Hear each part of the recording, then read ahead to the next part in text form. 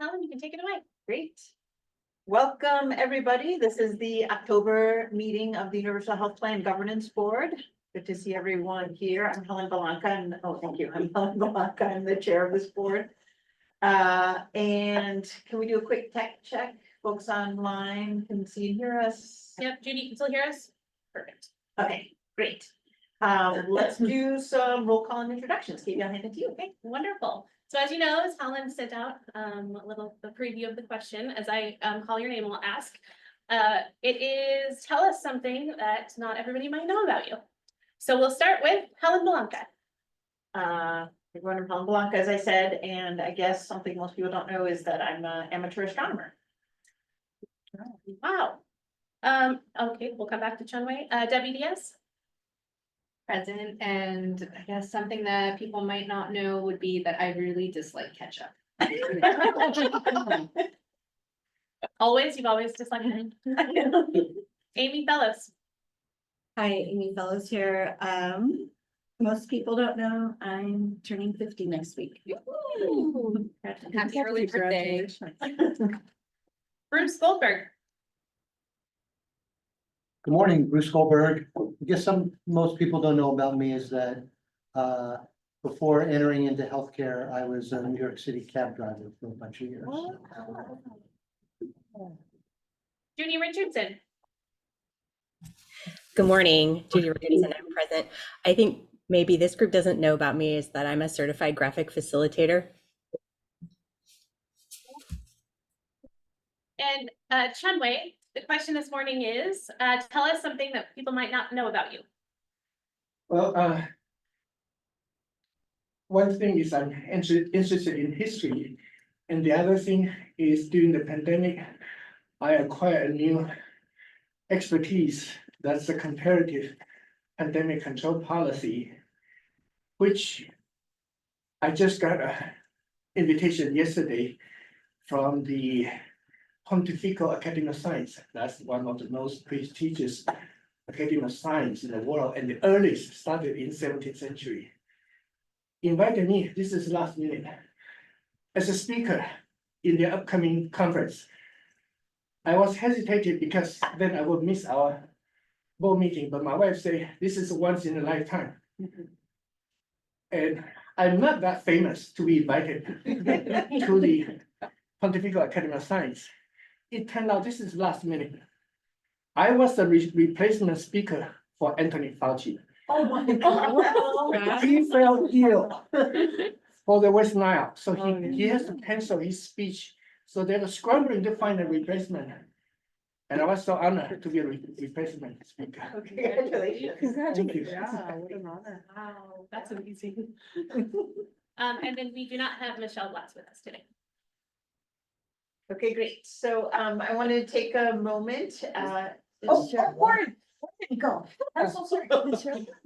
Warren Sorry. George, I am here. And in my stash of things in the attic, I have a trophy for trophying in the 2,000 person, 100-mile desert motorcycle race. Oh, wow. And then Cheryl Ramirez. Oh my gosh. Oh, this isn't working. I don't have anything like that. I was just going to say that I used to play the baritone in middle school and high school. Okay, we got everybody? Yes, thank you. Okay, so as always, I want to thank the members of the public who are engaging in our work through public testimony. This month, we've had 5 public comments on our work. First from Karen Baker, inquiring as to whether we have enough money for our work. From Charlie Swanson, urging us to create a budget for the 25-27 biennium and to request money to hire consultants and support a task force on long-term care. Third is from Lou Sinninger, who relayed his story of trying to access care in Central Oregon and needing to be transferred all the way up to Vancouver, Washington. The fourth is from Tyson Tucker, who's a paramedic and ICU nurse who just learned of our work and is enthusiastically in support. And last from Colin Stackhouse, urging us to create a budget for the 25-27 biennium to hire consultants and to note that climate change is likely to exacerbate our healthcare crisis. So I just want to take a moment to assure members of the public that we would indeed have a budget for the 25-27 biennium. This board is a part of the agency, DCPS agency, and we're part of their agency budget. We use that budget to cover the cost of our 3 full-time employees, Morgan, Jenny, and Katie. And we definitely want to keep them. So we have included in our budget what we feel is adequate money for technical assistance, as well as a consulting project that will be the RFP for which will be going out soon. So we've thought long and hard about our budget so far, and we feel confident in our budget projections. And we also know that there are multiple avenues for the future if this board decides that we need more resources for our work, so. I want to make a quick announcement that today is the Great Shakeout in the state of Oregon. That is a chance for everybody to practice being prepared for an earthquake. There will be an event around 10:17 a.m. Many people in this building may be participating, where people will practice sort of duck covering and holding to practice for an earthquake.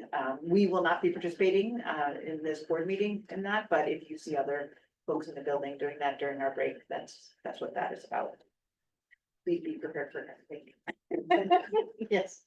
Ellen, a couple things about the public the testimony. One, for the budget, could we get a copy of that budget? That would be really helpful, and I don't know that we, as a board, officially said we approve that. So I know that the agency may have, but I think it's important that, I mean, I'm looking at fellow board members. I don't think we had it, A, as an agenda item, B, I don't think we've officially reviewed it and approved it. So I think that would be really important. So I would make that request that we have that as a discussion at our next meeting. Okay, so yes, so what we had agreed on is that Morgan's gonna send the budget to us by email every quarter. I know that hasn't, I was gonna be my second. Yeah, so I think it was sent out in September. She has done that, yeah, after that, for the first 2 weeks. She sent 2 updates since then. Yeah, 2 updates on the budget since then. She sends them out by email. And the Friday update. Could you resend it and send it separately? That'd be great. But Yeah, But that's a budget about how much we're expending.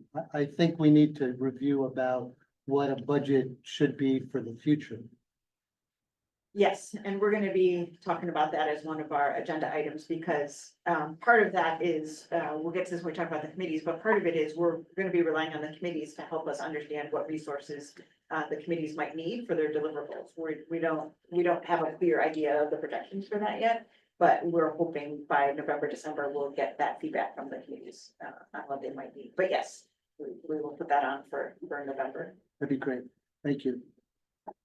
And the other was, there was a suggestion that I thought was very good in the public comment about a long-term care advisory committee. I don't know that we as a board have I'm pretty positive we haven't landed anywhere about a long-term care benefit.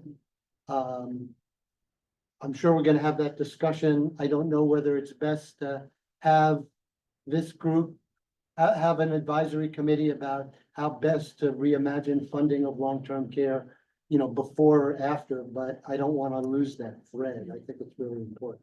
Right, I agree with you. We've put that in the deliverables for the plan design and expenditures That's better. committee. Okay, And so that committee will be taking on that question and deciding how to best wrestle with it, if they need to sort of have a technical advisory group or get a consultant on that. But that is clearly one of their deliverables there, and we would be looking for recommendations from that committee about how to move forward on that issue, because yeah, that's one of the big ones. Which committee again?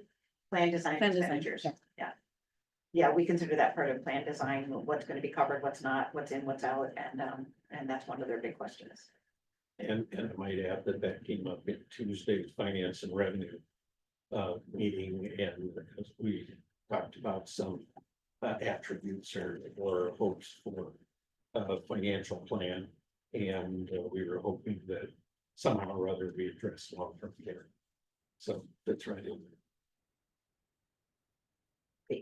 And Yes. just a sub note on that, when those conversations are happening, are we talking about all the different when the long-term care considerations are happening, are we talking about all the different facets of it, not just like elder long-term care, but the life, Support services, yeah. the lifespan? Long-term support services is how it's Yes. framed, I believe. Okay. Yeah, thank you. Anything else on that? Great. So quick agenda review. Today we have some business to attend to. We're gonna be filling the vice chair role and the finance committee position. We'll get an update on public meetings law, and we need to discuss our report to the legislature, which is due in December. Then after the break, we're gonna have a presentation from the Legislative Revenue Office about revenue in Oregon, and followed by a discussion about that in terms of our priorities and options. And then finally, we need to do a little bit of discussion about our board decision-making process, how we're gonna be interacting with our committees and adopting or reconciling the recommendations that come from our committees, getting a process underway for that.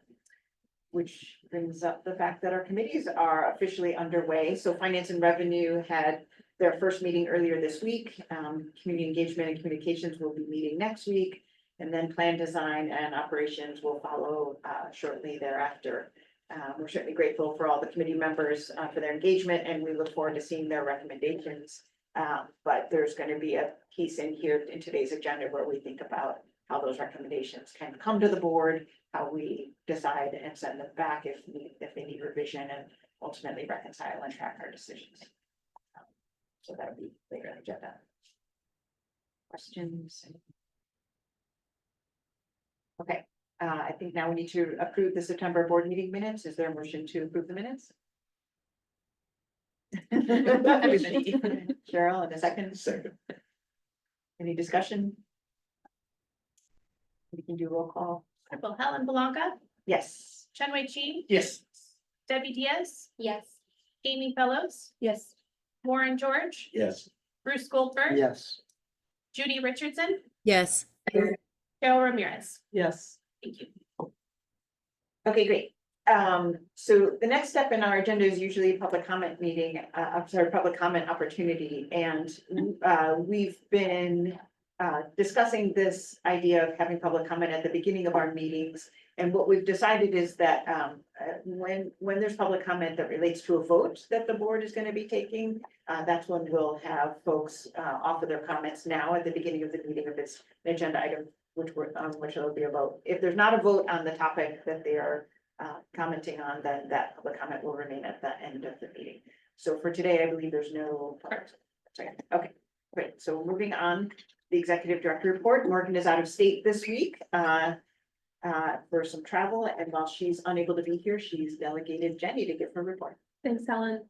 So as Helen said, Morgan's traveling, but she did submit her executive director's report in writing, and that was posted with the board materials. I just want to give a little bit of an overview of what she talked about in there.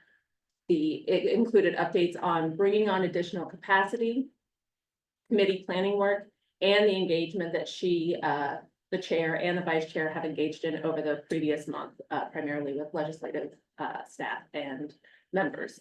As part of the additional capacity, we have exciting news that today with us are two new staff members at OHA, Jessica Marino and Danielle Ross. And I think that they are with us virtually if Danielle and Jessica would like to introduce themselves.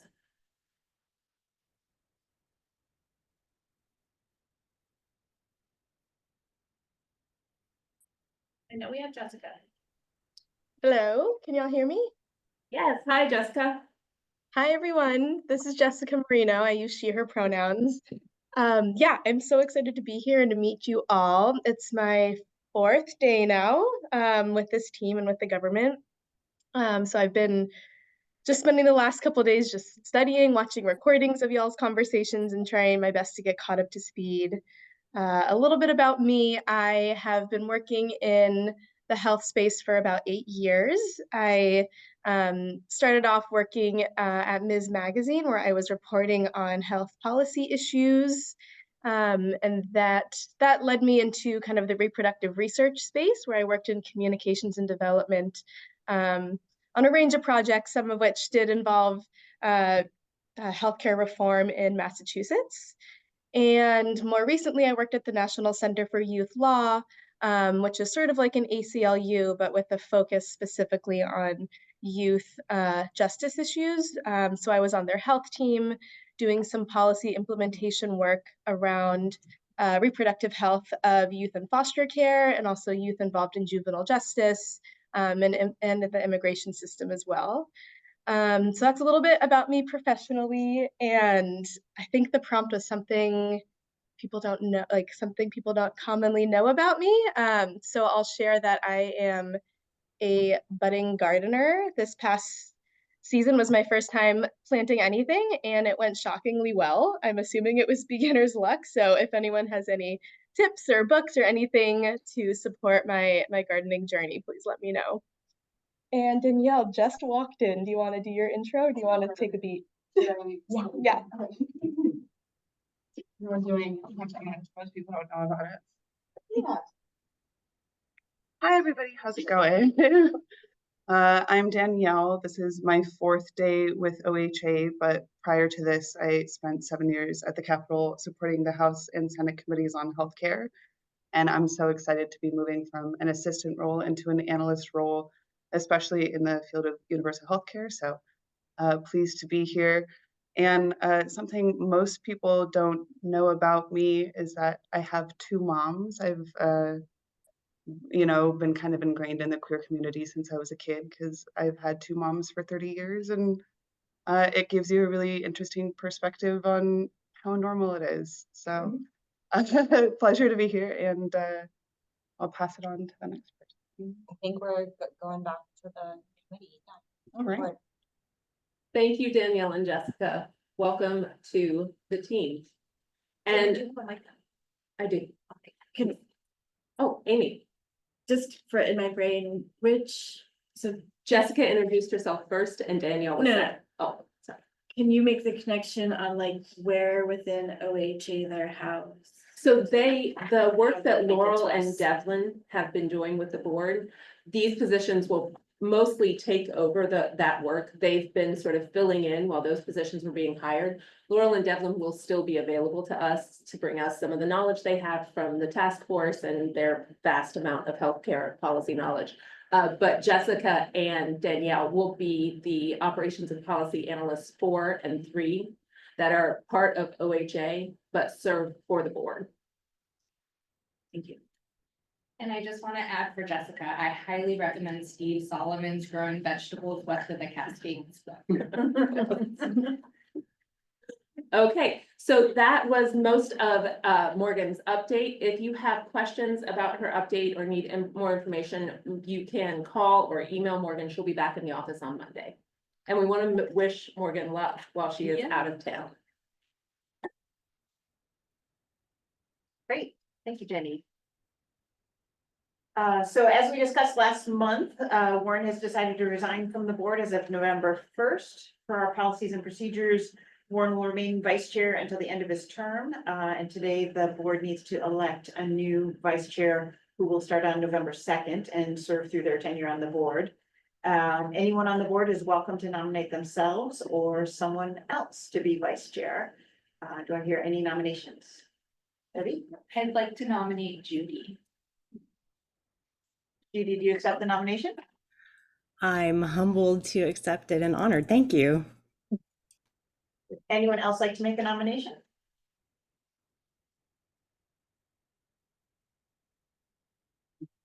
Okay, seeing none.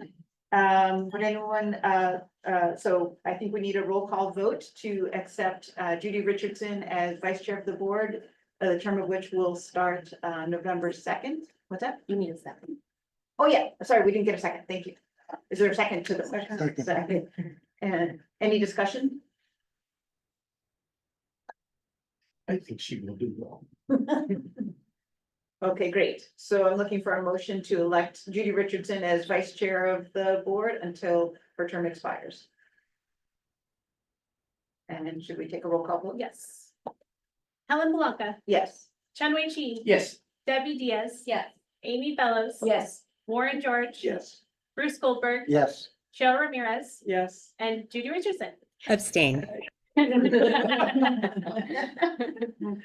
Great. Congratulations, Judy. Thank you very much for being willing to serve, and we look forward to your involvement. Okay, and then with Warren's departure, we'll also need to fill the committee chair for the Finance and Revenue Committee. The board initially appointed 2 board members to the committee, and Cheryl Ramirez was the other board member in addition to Warren, and she has graciously agreed to step up as chair. Do I have a motion to appoint Cheryl Ramirez as chair of the Finance and Revenue Committee? So moved. Is there a second? Second. Okay, Helen Malaka? Any discussion? Oh, sorry. Thank Okay, you. great. Helen Malaka? Yes. Shenwei Chi? Yes. Debbie Diaz? Yeah. Amy Fellows? Yes. Warren George? Yes. Bruce Goldberg? Yes. Judy Richardson? Yes. And Joe Ramirez? Abstain? Okay, great. And then finally, one of the goals that the board spoke about early on was that we were hoping to have 2 board members serve on each of our committees just for continuity and consistency. And so with Warren's departure, we only have 1 board member currently on finance. And we're wondering if there are any other board members who would be interested in serving on the finance committee. It's fun. Previously, I discussed with Helen that I will be willing to step in, except probably not until January. Because I'm already way overwhelmed, because December I'm the chair and organizing an international symposium, and now suddenly I have to go to Vatican. And that's also put one week away from my preparation. So I'm very swamped before the end of the year, but I'm willing to step in by January. Great, thank you. Are any other board members interested in serving on the finance committee?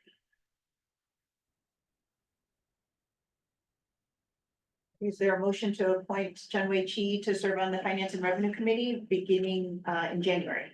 So moved. Any second? Okay, great. Any discussion? Okay, we'll go. Thank you. Helen Malaka? Yes. Shenwei Chi? Abstain?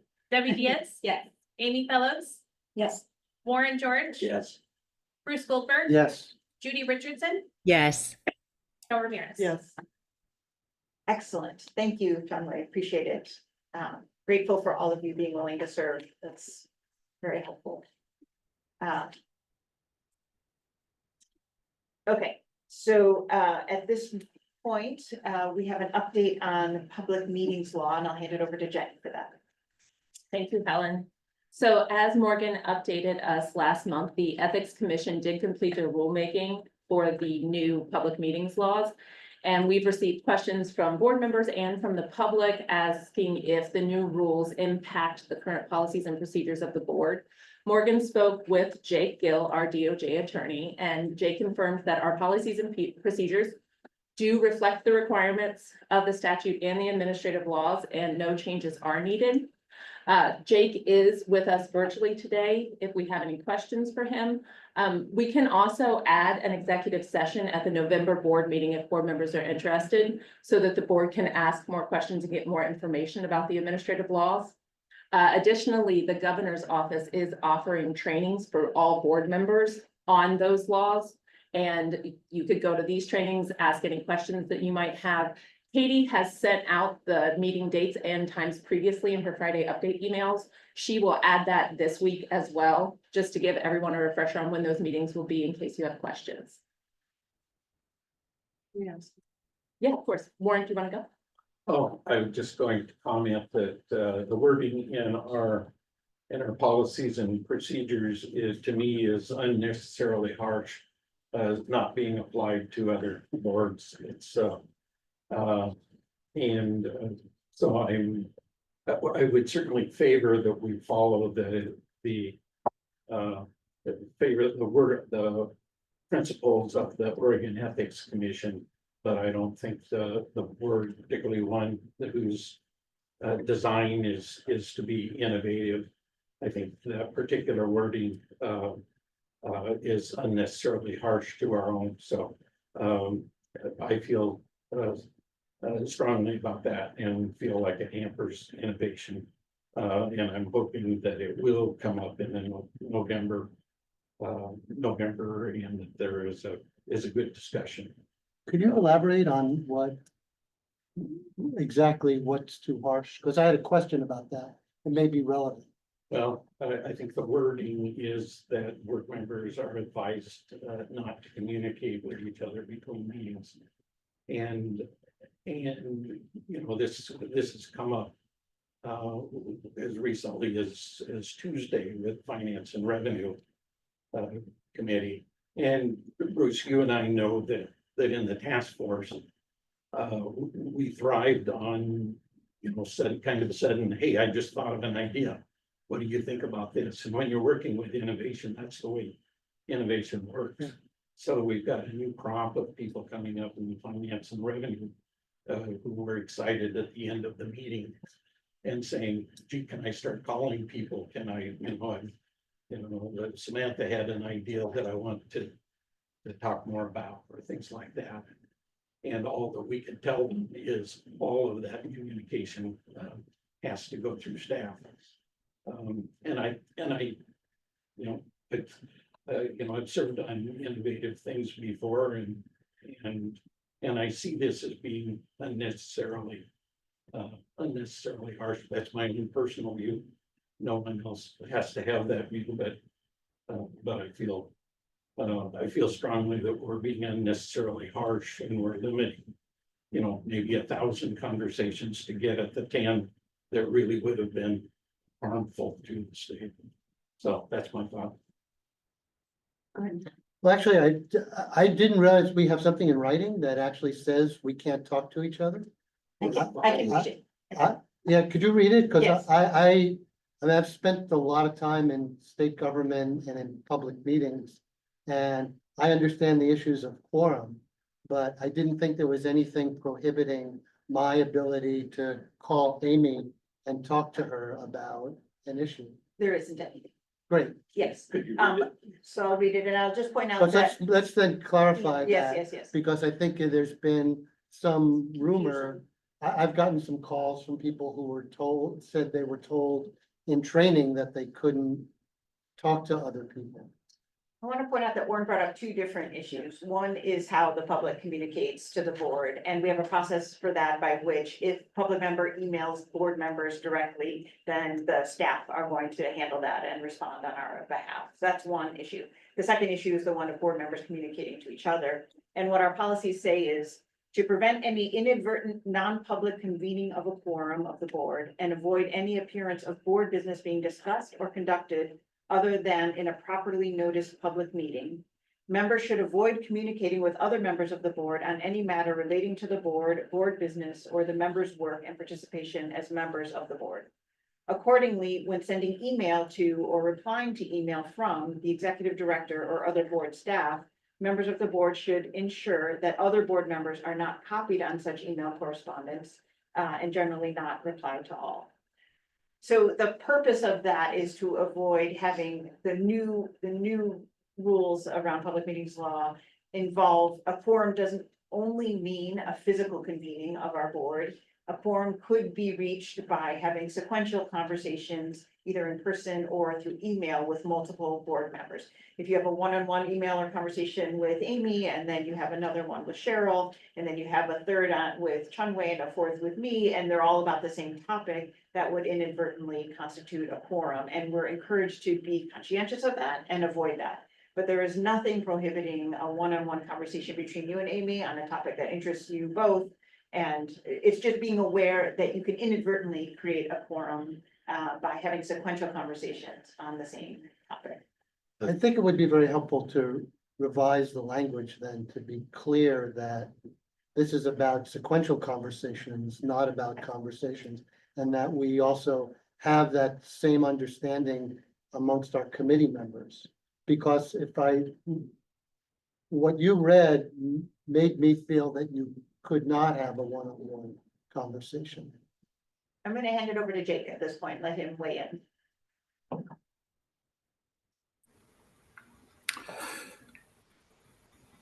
Yeah, so the legislation and the new rules, well, the new rules really don't add anything to the legislation in this respect. They pretty much just copy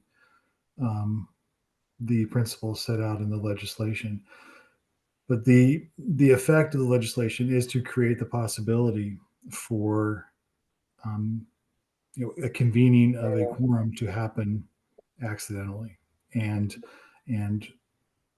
that's the reason for the restrictions in the policies. The problem from each of your perspective is that if you have a one-on-one conversation with someone, once that happens about something that is before the board or that addresses the subject matter that the board is handling. Once you have a conversation with someone about something outside of a public meeting, you lose control of the ability to decide whether or not that's going to be discussed within the bounds of the public meetings law. That is not discussed amongst a quorum of the board. Once you have that discussion, then there are two people who can have a discussion with someone else, and very quickly you have a convening of the board that's done inadvertently. And I think the purpose of these rules is to, and this legislation was to make sure that all of those discussions that like the ones Warren's describing, all of those discussions happen before the public and in a public context, and that the deliberations of boards that are making policy or making recommendations about policy are all front and center. And your frustrations about the burden that imposes and the limits that imposes on on the work of boards and commissions throughout the state, that was all shared with the commission as part of the rulemaking process. Now, while the rules have not been helpful, the commission is available to provide specific advice or advice on specific scenarios. And so the board could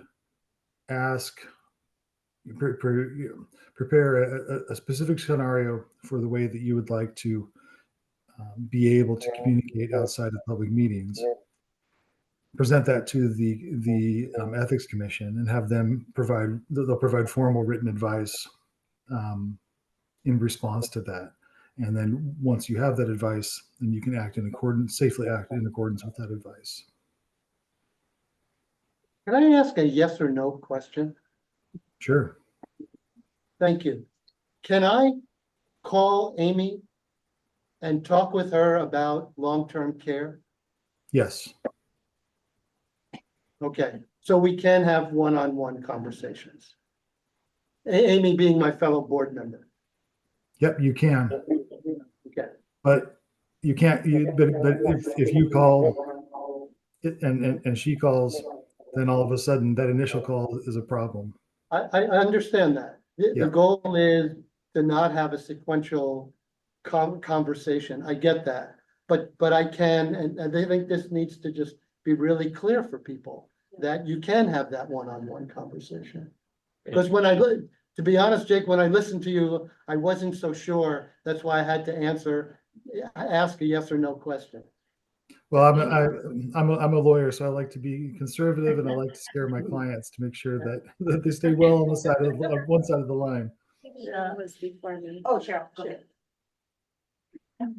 So this is a question kind of following on Warren's question and comment. And it's like an operational example that I have a question about. And this isn't between board members. So at our Finance and Revenue Committee, when the revenue data was presented by the Legislative Revenue Office, we had a lot of questions and comments from committee members about missing data and that they would like to see XYZ.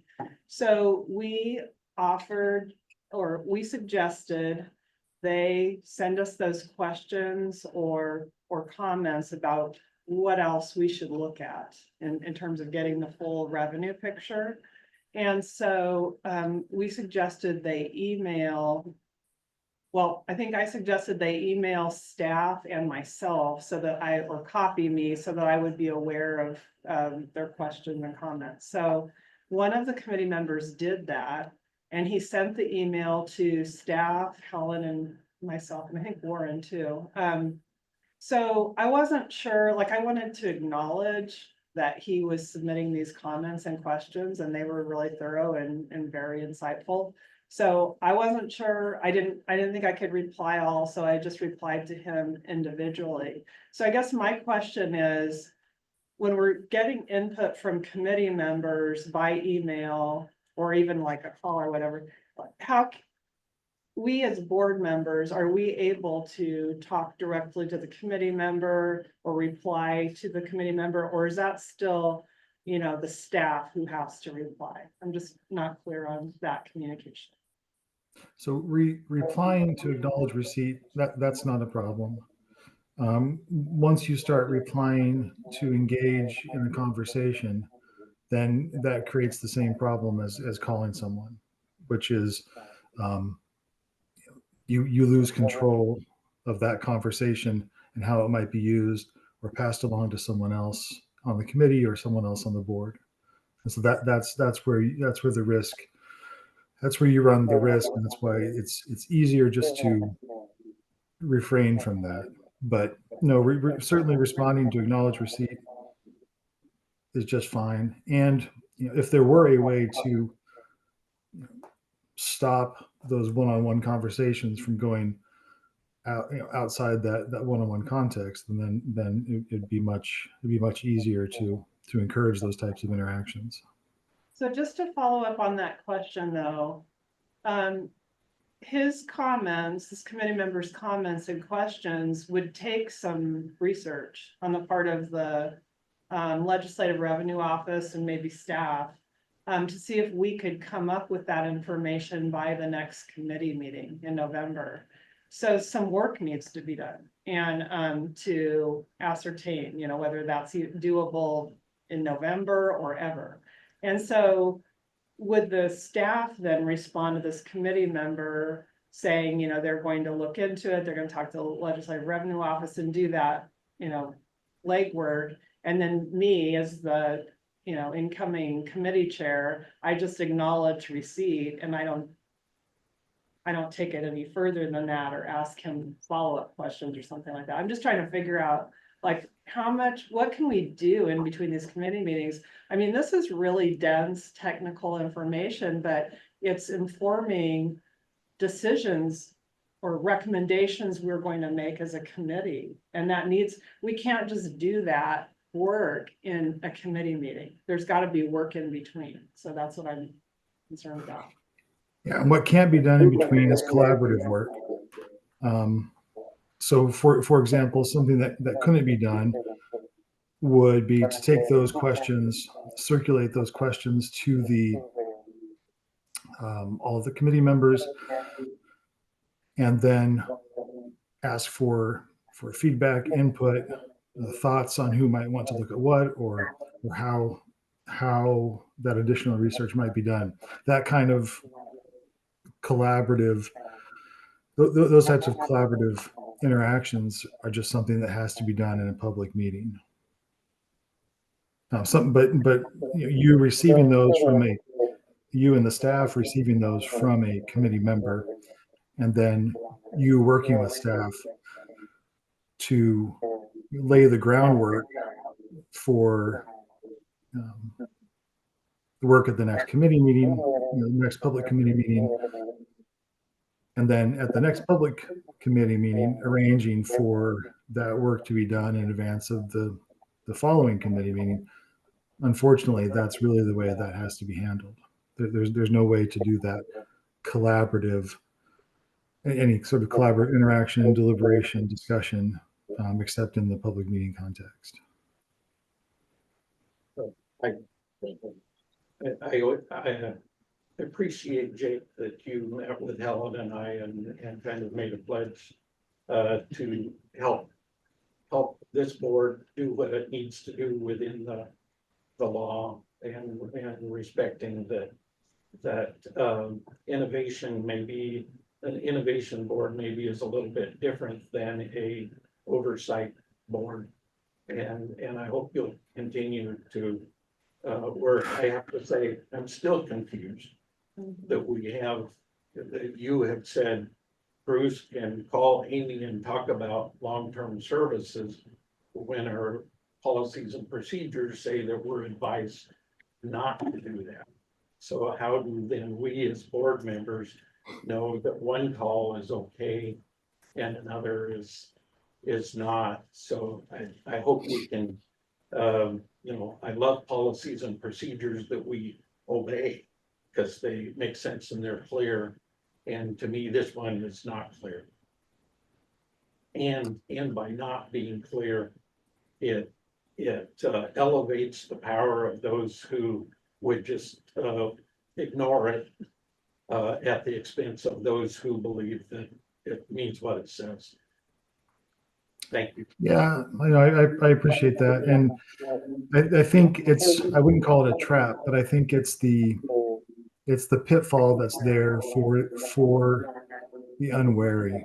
And because I think most people, I think almost everyone would expect that there would be work done outside outside of these meetings, that there would be collaboration outside of these meetings. And it's counterintuitive and it's frustrating that that's not possible. And so it's very easy and it's very natural once the door is opened to that type of communication for it to quickly become problematic. Amy. I was hoping, and I got maybe more clarity, but maybe more confused about how this rule impacts committee members, talking amongst themselves, talking to board members, talking to staff, like, yeah, so how do we give guidance to our committees around this? Yeah, I'm wondering if that's a good topic for an executive session for our November meeting. Jake, if I understand right, you've offered to be available for that, and we can get into more granular detail. And I think I want to call out maybe three things. First, Jake, correct me if I'm wrong here, but my understanding about these kind of communications, whether it's between board members or among committee members, is that if it's about the logistics, if it's about getting more information, if it's about following up on something, it's yes, I got your email, it's yeah, let's discuss that at the next meeting. If it's a logistical conversation about what's happening, that's totally fine. But if it's a deliberative conversation where you're discussing an issue, what do you think? Do you think we should do this? Do you think we should do that? I favor doing this or that, and you're kind of trying to come to a decision about an issue, that's where it gets a more dicey because it feels more like we are outside the bounds. Is that accurate, Jake? Or? Yes, that's accurate. You just said I could talk to Amy about long-term care. Yeah. Yes, so you gotta. I'm not asking Amy can you give me decision. to make a decision or to give me a paper, but I'm talking about a policy Right, issue. and so that conversation is not prohibited, but it's just where it gets more concerning. It's where you have to have a little bit more caution Because about going farther. than How do that. we have conversations about, not everybody having the same awareness of how certain things in the system currently work or unintended consequences or like, how do we do the work? So I'm If happy we're- to have a discussion at the next board meeting. What I would ask Jake and Helen and staff is not to come and tell us what we can't do. But actually, I'd love for our legal counsel and others to help us come up with policies that will help us collaborate, be able to exchange information and talk to each other. Continuing to say what we can't do isn't really helpful. I think we know what we want. We want to be able to talk and exchange ideas and information and be able to develop policy with each other.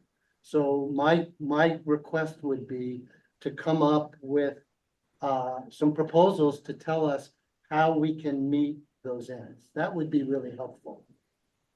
Right, and if I heard you right, Jake, at the beginning, one suggestion is that this board could make some proposals or requests of the Government Ethics Committee and present that for their evaluation and possibly approval. So we could also talk about the work that we're trying to do and what we would like, the conversations we'd like to have happen and offer that as a proposal to Government Ethics and get their opinion on it. Is that right? That's correct. That's the one sure, that's the one way to make sure you're on absolutely solid footing. Yeah, so we will work on that and try and come up with some, and I encourage all of you to send ideas, or we can spend more time talking about it at the November meeting in executive session about how we want to do that, what that proposal might look like, of how we can better communicate with each other. And then the final point I want to underscore is that the purpose of this is to be as transparent as possible, and we want these discussions and deliberations to be transparent to the public, and that's a value that this board holds very highly. That we don't want to do any of this decision making in secret, that we want our decision making process and our deliberations to be public, and we will hold that as a value while also trying to overcome some of these logistical hurdles of needing to do work between meetings. And so trying to come up with a proposal that satisfies both of those priorities is going to be sort of our task, which is challenging. Okay, any other thoughts on that? Okay, thank you very much, Jake, for joining us, and we'll plan for an executive session to dive a little deeper into this at our November meeting, but we appreciate you being here. Fantastic. Thank you. Does that mean that will likely stay after in November? I don't think so, but Okay. yeah, I think we'll do it during the Great. day. Yeah. Okay. So the next piece of agenda is to review our draft status report to the legislature. As you all recall, our first report is due in December. And so we have this meeting to make comments on the draft so far. And then next month at our November meeting, that'll be our final opportunity to give input on it because it's due December 1st. That document was in our board materials. I hope everyone had a chance to sort of review it, and I'll pass it over to Jenny to go through. Thank you, Helen.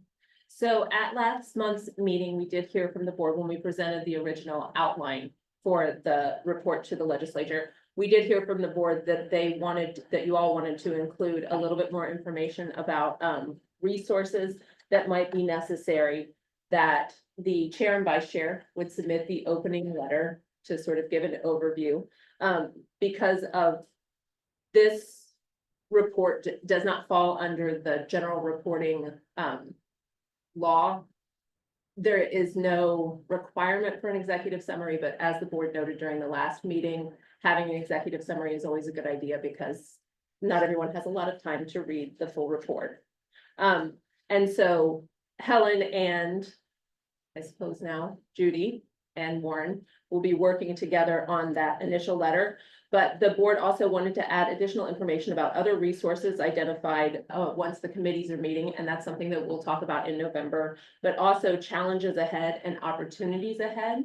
And so in the draft that we've created, essentially we gave a background of the joint task force and how the board came to be, the work that the board has done thus far, and then saved some room for looking at challenges ahead and opportunities. And then we'll talk about resources next month.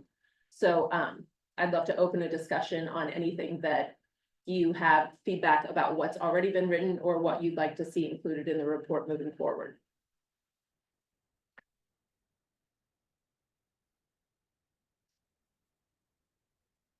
Sure. Just to confirm, so the letter that goes on top of it will be in essentially an executive summary, kind of a punchy, these are the highlights. Okay, Yes. Good.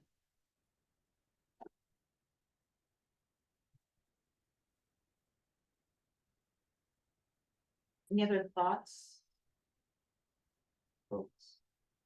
I think it's really well done so far.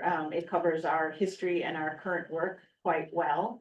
I think the place where we really need input is on the moving forward section. So the draft is outlined in terms of our history, where we came from, what we're currently working on, and what we anticipate for the future. And that future one is where we really need some input and some help, specifically resources that this board feels like it will need in the future. And that's where Bruce's comment earlier about our budget comes in. We have made our best guess at what our budget needs are and how we would spend the money that has currently been allocated to this board. But the truth is, we need the committees to dive in a lot deeper on the deliverables we're asking them to produce and try to be as clear as they can about what might be needed. That could be money for consultants, it could be more time, it could be technical assistance and expertise, research. We need to think through, it might be additional committee members with certain levels of expertise. I don't know what it would be, but in the first 2 or 3 meetings, we're asking each board chair to think about that priority of what we might need for the future. Now, as I said, this report is due in December, so most committees will maybe have only met one time before, maybe twice before this final draft is due. So it's gonna be hard to come up with real clear specifics by this first report, but that really is the task of the committees. If anyone has thoughts on that now, I'd love to hear it. Go ahead, John. I have a clarifying question regarding on the report on the governance of the plan will be by a non-profit corporation. If I read correctly, the governance will be continued under this board. It's the administration by the non-profit organization. And of course, administration often regarded as part of the governance. But I thought on the Senate Bill 1089, it part of it stated that once the plan is implemented, this board will continue to operate as overseeing body. And that's an important part of the governance. I wonder whether that language need to be clarified. I think you're right, yeah. Yes, we'll make sure that that's clarified. Yeah, thank you for that. And I think that's something the operations committee will take up as well. It is in the bill that it will be a public corporation, but with a governance board. And so this board, I think the idea is that this board would continue. And once the operation committee meets, I think there'll be probably some discussion about what that looks like. And if it continues to be the same, if that's the recommendation that would be made, if it continues to look the same as it does now. Yeah.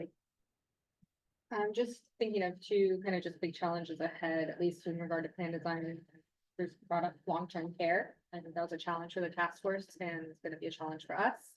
And also just workforce. Those are kind of like the 2 big things in our plan design that I'm thinking are kind of like our 2 of our big hurdles. We have a lot of this, but and public buy-in. How do we get folks on board and messaging around, especially if this is involving a new tax, and how do we message that in a way that gets buy-in?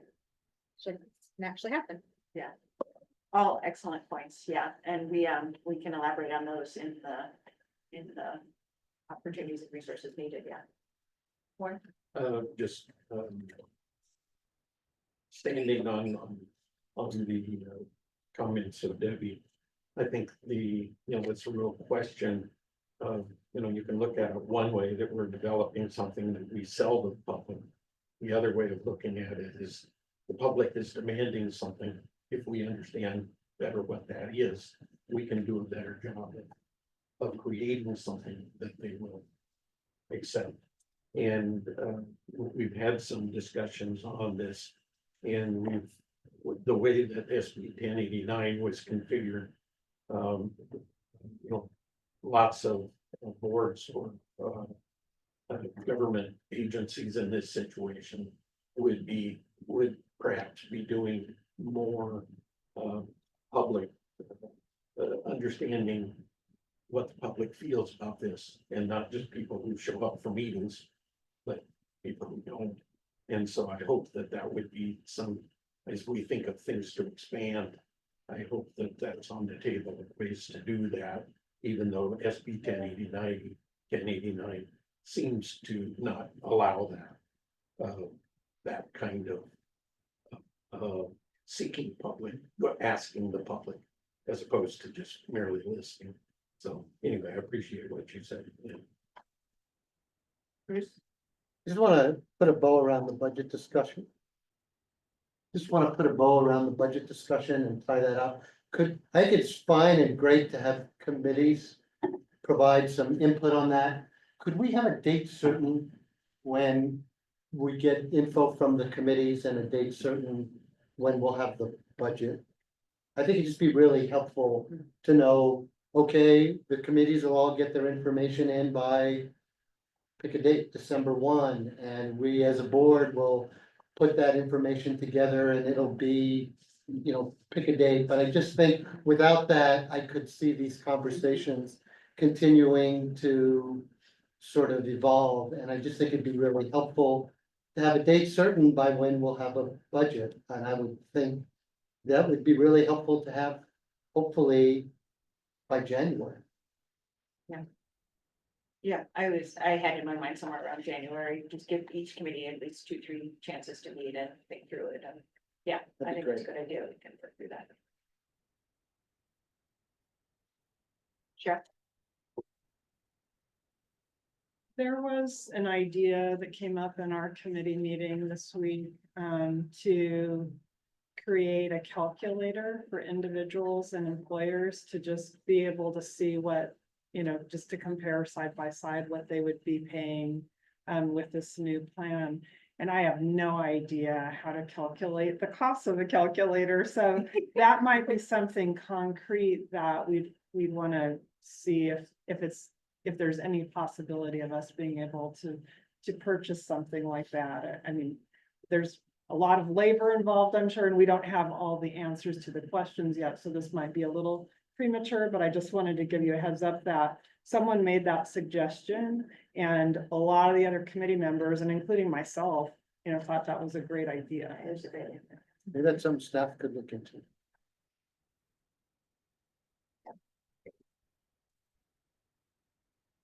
What occurred to me when I thought about, what we want to tell the legislature about what we might need, the first thing that came to my mind, other than buy-in, which I agree is a major part of this, is bringing everybody along, the business community, the healthcare community. The thing that came to my mind was time. This is an extremely short timeline to do an extremely ambitious project. And I'm just wondering about that, if we have the time to get this done by September 2026, and if extended time is something we'd want to ask for, depending on how things are going. I think it's worth kind of letting the committees dig into it a little bit more and seeing where we are in January or February.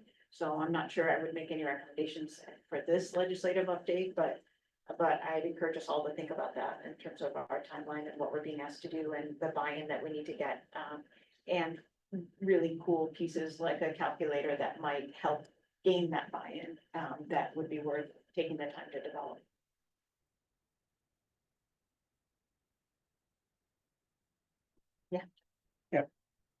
Regarding your comment about when to ask for an extension for the deadline, I suggest one option we consider is, since most of the committee just in the early stage of working, and perhaps we can set a time frame, say by May or so, next May, when committee have enough time to develop enough work, we will have better idea that whether we need to seek extension, and if we do, for how long. But right now, we still probably don't have a clear idea for how long should we seek extension. Right, especially given the limitations we just talked about doing work between meetings, that really does slow things down quite a bit if we're constrained by that. Yeah, go ahead. I would just say one of the worst things that could happen is if we rush to meet a deadline, knowing that we could do much better if we had a few more months or something. I think that would be unfortunate. And also, let me just separate my earlier comment that every committee in the coming months, particularly early next year, perhaps should keep this in mind to assess how much more work needs to be done. So we'll have a better idea if we seek for extension, how long? What is the appropriate extra time we need? And I think we need that input from every committee. Yeah. Judy? Thank you.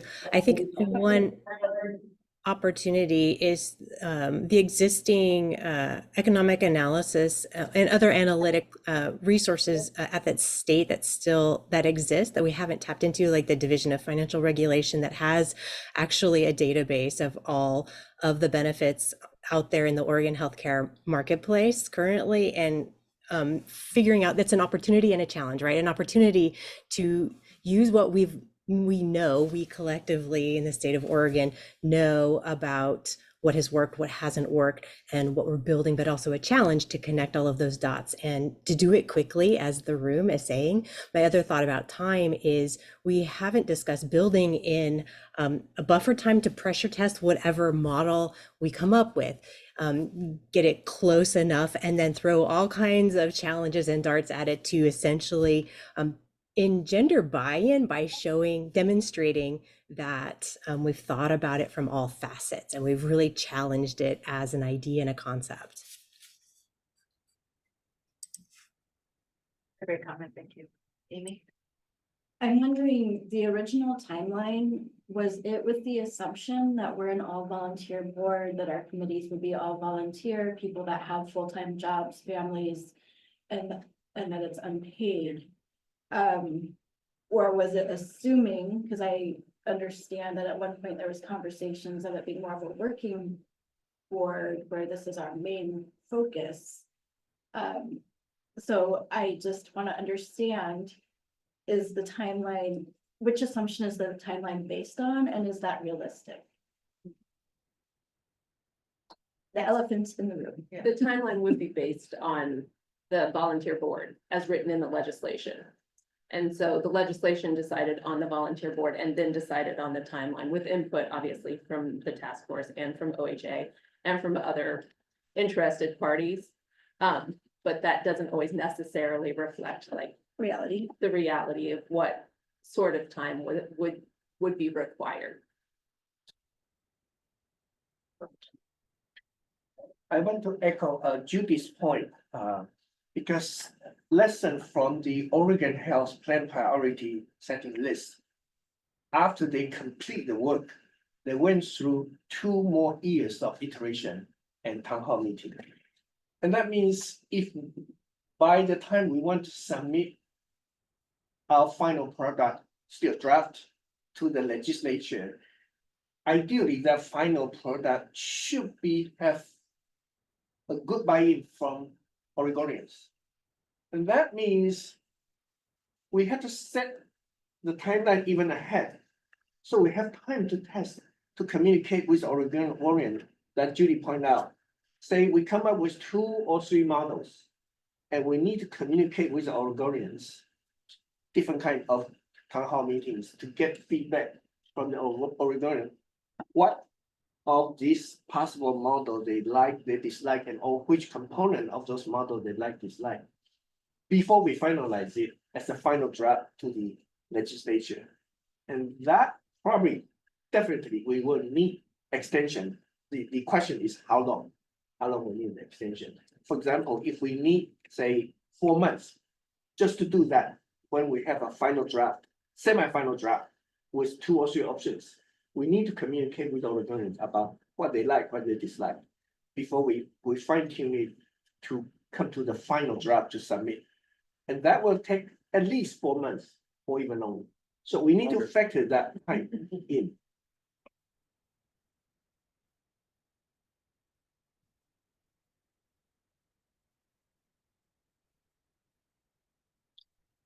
Other thoughts?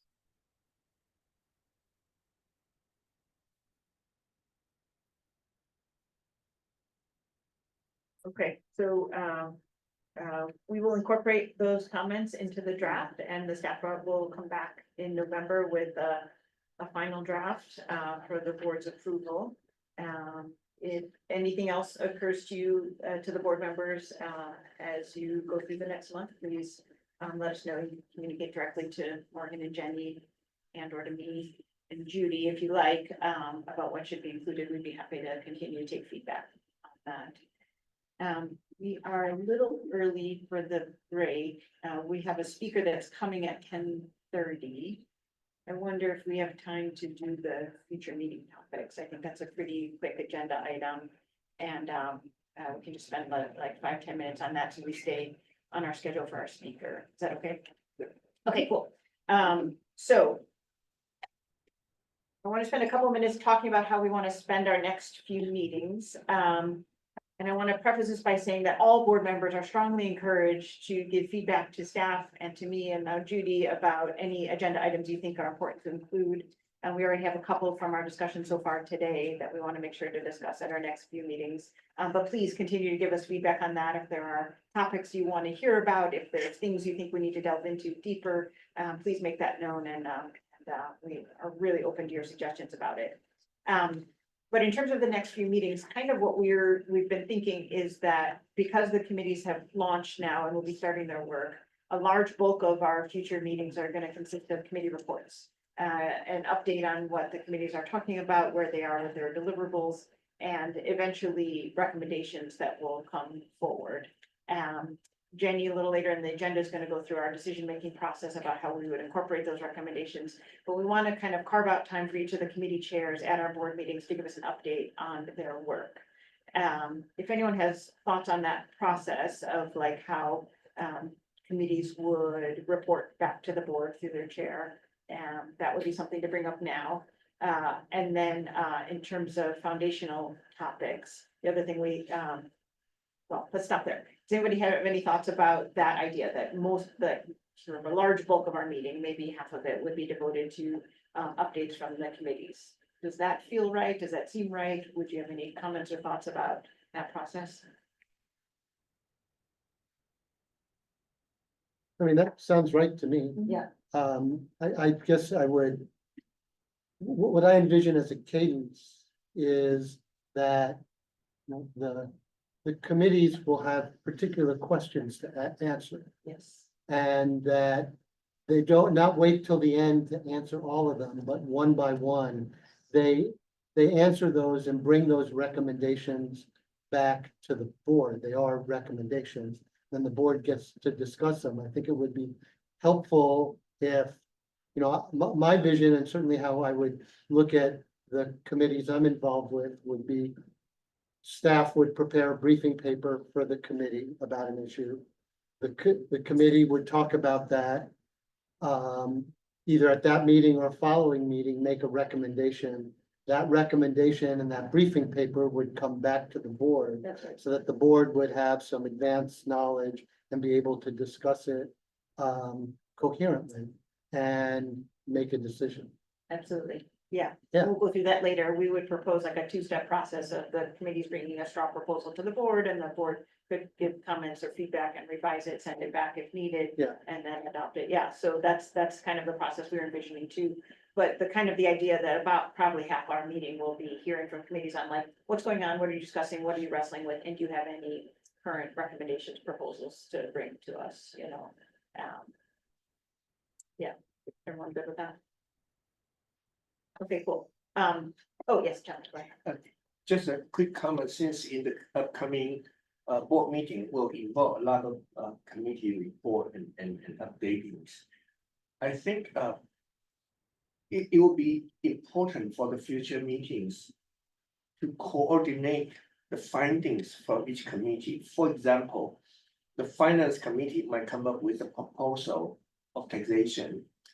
But at the same time, in order for those taxation to be embraced or acceptable by the public engagement committee need to have that communication. Mhm. And this is just one example, because even though we have separate committee, but keep in mind the system relate to everything. Mhm. And that means the coordination across committee is extremely important, and I think that function lies in the board meeting. So that will be an important part of the future meeting.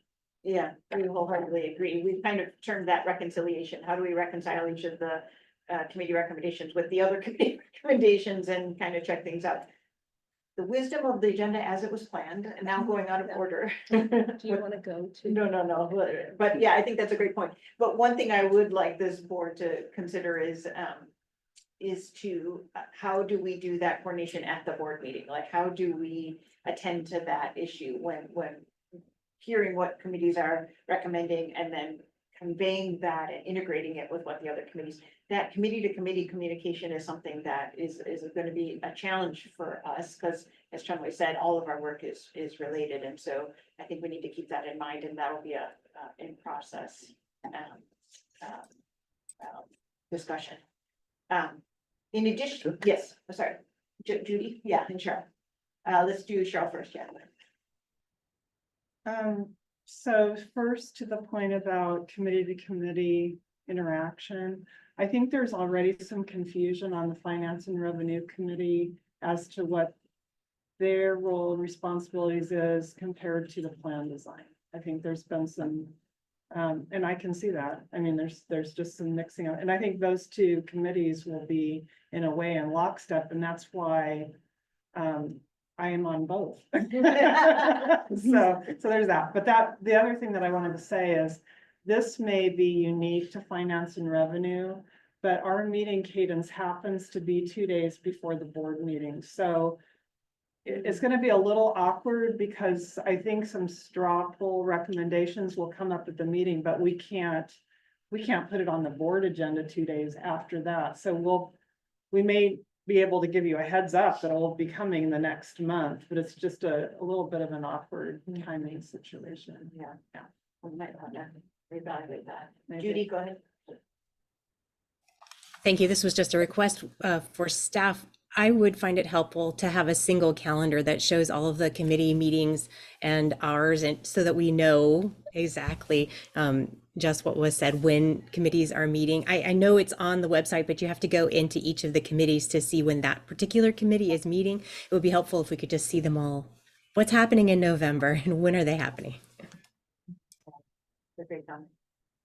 Yeah, great suggestion, Judy. And I will actually say that DCBS Communications is currently working on putting a calendar on the main committee page. And it would have all of those, but I think that that's still a little ways out. So in the meantime, I will definitely see what we can do to at least provide that to you guys so you have easy access to when all those meetings are. And it would include board meetings too, so we can Yes. kind of see that Yep. timing. Thanks. Okay, so in addition to the component of our meetings that's going to focus on committee work, we have been working through the list that this group came up with early on about these, what we call foundational topics, excuse me. That the board wanted to hear about. We've heard from a number of speakers that this board requested, and we've got a couple more coming up. Next month, we have Erin Fusey Brown and Elizabeth McCuskey presenting on ERISA, which is the Employee Retirement Income Security Act. That's an important area for us to understand, and they'll be presenting on that next month. The other remaining topics that we haven't covered yet is a presentation on long-term support services and what that will involve, and then a topic on how to best incorporate health equity into our work. Those were two things that have been on our list that we haven't done topics yet, but they are in the works and being planned. In addition to those three foundational topics, I wanted to ask if there's anything else that we feel like we're missing that we wanted to invite a speaker for or have one of us speak about. And if there are other sort of foundational topics that we want to make sure to include. Go ahead, Chairman. I think I mentioned, I've heard it before. Either in January or February, after I've done all those work, I have time. I offered to volunteer to give a short talk about 20 minutes or so on the general principle of taxation. Yes, that would be very welcome, John. We'd really love that. So, yeah, so specifically on how revenue affects different populations and how revenue options align with different values and principles. Yeah. Yes, Amy? Again, I just want to make sure when we plan for that long-term care discussion that we are looking at, like, how are we defining that? What all are we looking at? And that if the K plan, which includes in-home supports for disabled children, is part of that discussion, because that's a lot of Medicaid dollars that come into our state, right? For that, or is that being set aside? So I just want to make sure we're really clear about what long-term care means to us and the scope of this. We might have you to help us out. Bruce? I think Cheryl. Oh, Cheryl. I would love to have an expert talking about how behavioral health in particular is incorporated into a universal health plan. And I'm not sure exactly who that might be, but someone who could really dig into that, because when I read about universal health plans from any of the countries, it's not very clear to me what behavioral health benefits are actually included. And I would say the same for human services too, because they're very connected. So, and I'm happy to just, I know there was one researcher who wrote an article, and I sent this to staff early on. And the article was on the Canadian health plan.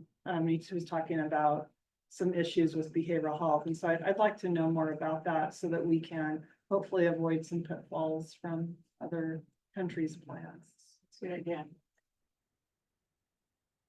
Cheryl took, one of my suggestions was behavioral health, but the other is, these are all great topics. I just want to make certain that we have those who come and talk to us about the right things. You know, in other words, Arissa's great, and actually Professor Fusey Brown will be fantastic, because I think she'll talk about not just what Arissa is, but what and how it affects a universal plan and what you could do. For long-term care in Oregon, I think it'd be great to have someone tell us what the system's like, but that's not really what we also need to hear. We need to hear what are the implications of having or not having a long-term care benefit in a universal plan is. So I think that the topics are great. Same thing, behavioral health. I think it's going to be helpful to have people tailor their presentations around how the implications of these issues around a universal healthcare plan for the state.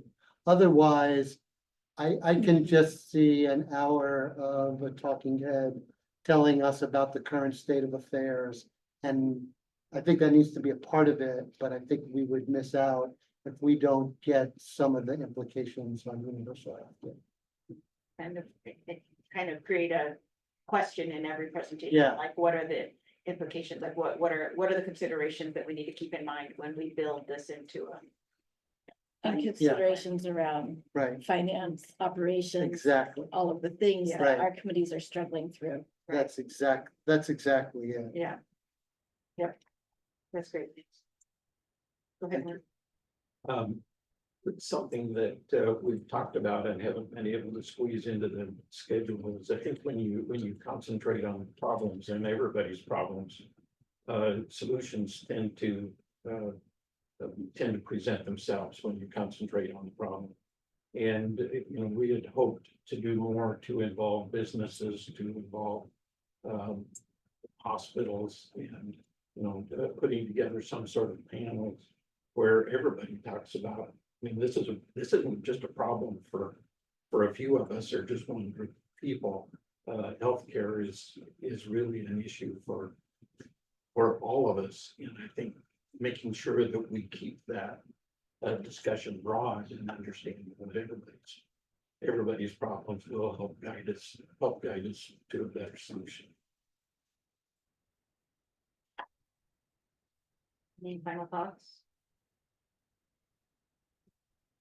Okay, and I'll just reiterate, please send us your ideas, questions by email for any agenda items.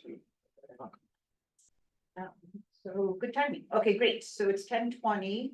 Let's take a break now and we will reconvene at 10:30. We do have a speaker, so we'll try and start again on time at 10:30. Thank you.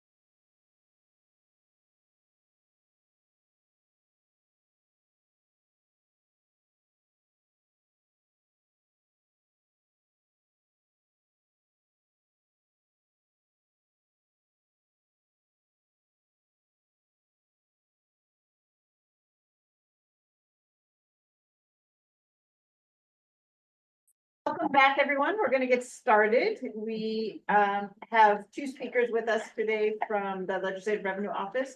Chris Allenak is going to be our main speaker to give us a presentation on revenue. So this is intended to be a very high-level overview of the revenue system in Oregon, but what I would like the board members to consider is the different options for raising revenue and the pathways that we could go down in terms of paying for the universal health care plan, and thinking that through during the presentation, and then we'll have a discussion afterwards.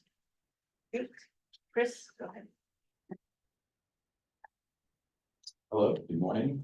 This working, right? Perfect. Right, okay. Thank you for inviting us. As Alan said, I'm Chris Allenak, I'm the director of the Legislative Revenue Office. I don't know if people can see, but on the side here is Kyle Leeson, and he made a presentation to the Finance and Revenue Committee Tuesday. So we're here to help out any way we can. And the way I describe this, my presentation, is really a contextual one. If a successful presentation here would be if it provokes some thoughts and some questions that you would get into over the course of your discussions. Next slide, please. So just an outline for it, again, it's that contextual background, kind of three main pieces here, some tax and revenue system aspects, and then we actually do get into a little more income tax detail. So it's kind of a mix. I do have a presentation that is very high level across the board, but this is a little more refinement for that. So it's kind of a hybrid presentation. And then just touching on aspects of the revenue volatility within our system, as displayed by the kicker themselves. Next slide, please.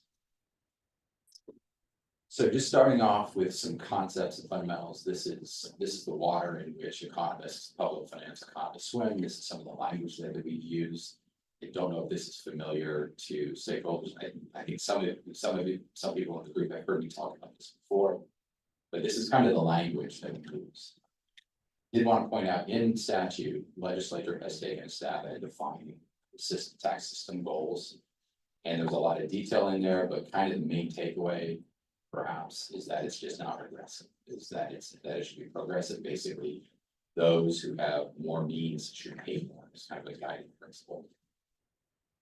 The second one there is adequacy. It's very much right on par with what you're looking at here, the significant change that this group is looking at.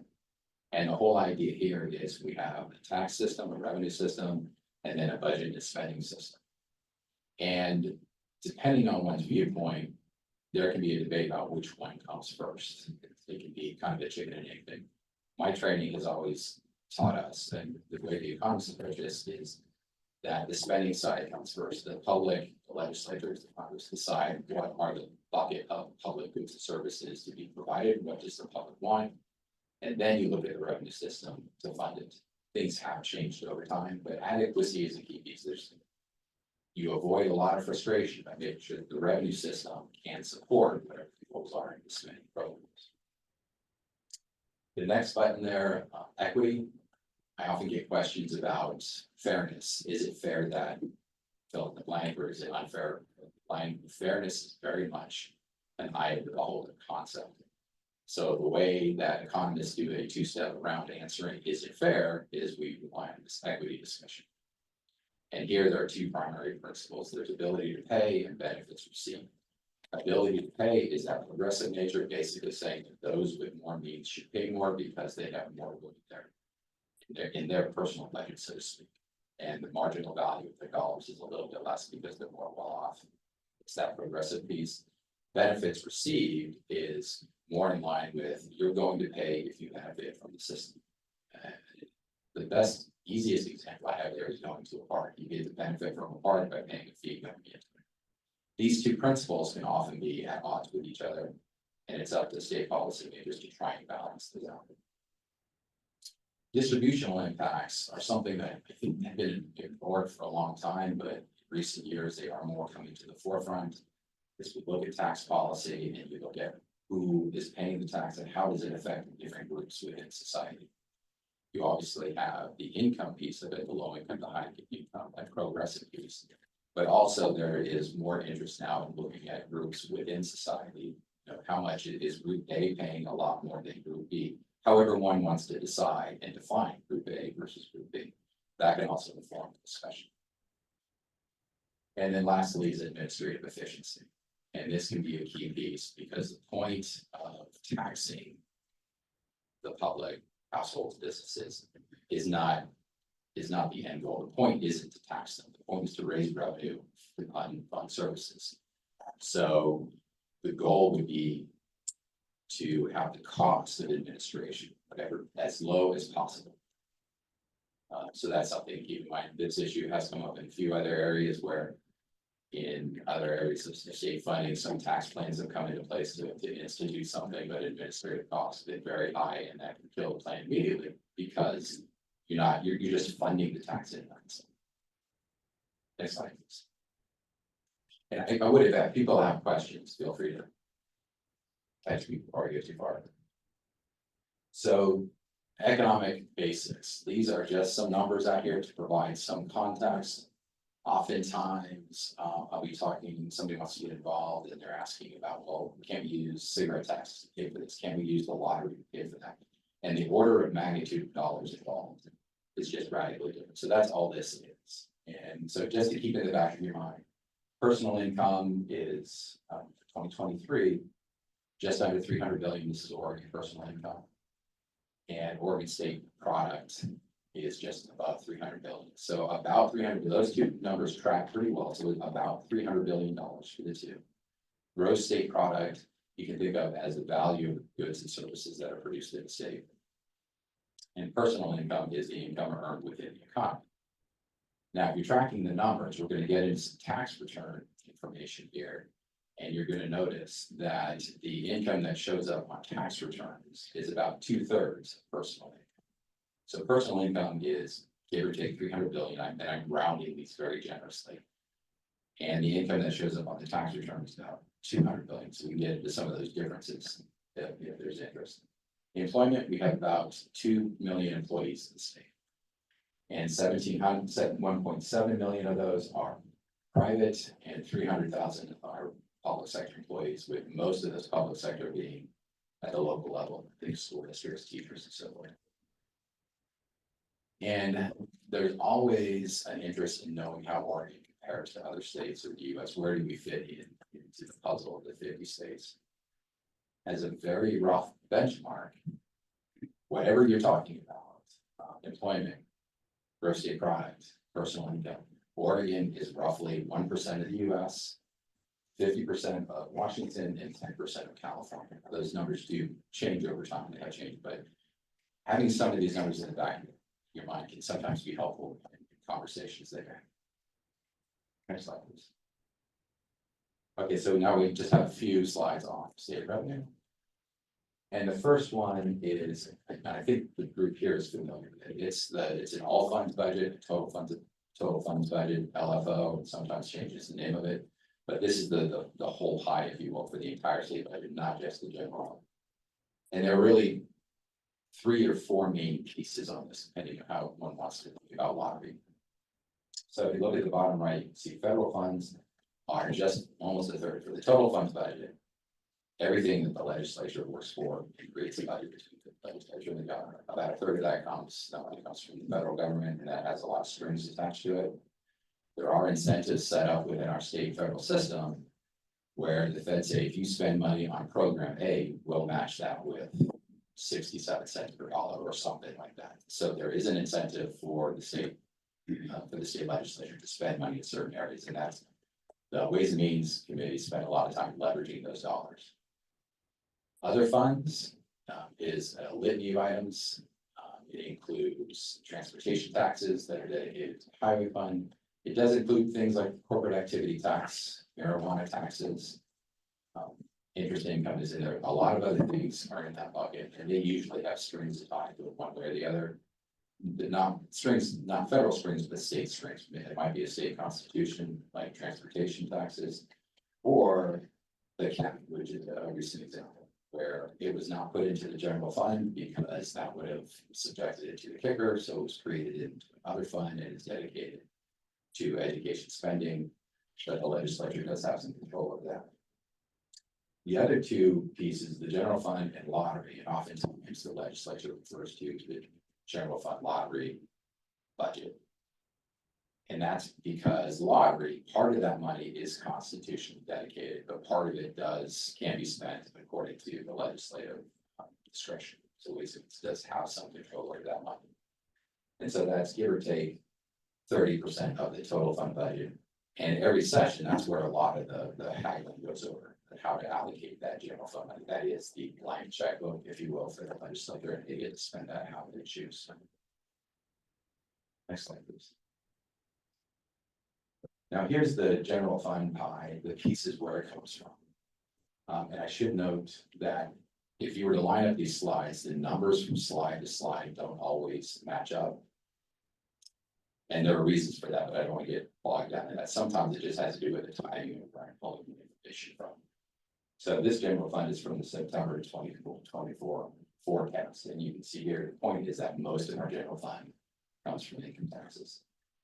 Personal income tax here is 81%, incorporated is 11%, and that's actually a little bit low compared to normal times because the personal income tax, that 81% includes the current $5.5 million kicker. So normally, right in that pie chart right now together, that's about 92% of the general fund that comes from income taxes. It's more normal for that to be 94, 95, perhaps even 96%. But because the personal kicker is a credit on the returns, it counts as a negative in terms of the personal piece. And then we do have some other buckets. So there's the state tax, and then we have two categories, other taxes that includes things like there's some tobacco, cigarette taxes. And if anybody's following Measure 118, there's a discussion about retaliatory tax. The retaliatory taxes is in that piece. And then there are a handful of other revenues. There's some liquor apportionment, there's interest revenue, there's some one-time transfers. But the key takeaway here is that for the general fund, we rely on the income tax. And that's a two-edged sword. When the economy is growing strong, that can grow very quickly, and it can provide more spending for the legislature. But if we get a recession, it can fall pretty quickly, and that's where the volatility comes from. Income taxes are one of the most volatile taxes. And corporate taxes are even more volatile than personal taxes. Next slide, please. So here is that other funds piece broken down. And the timing's a little bit different. This is from a report from OVA in September. And it just shows the major buckets there. If there's interested in figuring out what's in that, because it was about $50 billion. And so you have interest and investment income, retirement contributions, and then a handful of other taxes. And then other revenue, there are a lot of other streams together. They add up to a pretty sizable slice of the pie. But the point here is just the diversity of those revenue sources that feed into other income, other funds. And again, there are constituencies for most of these revenues. One way or the other. Next.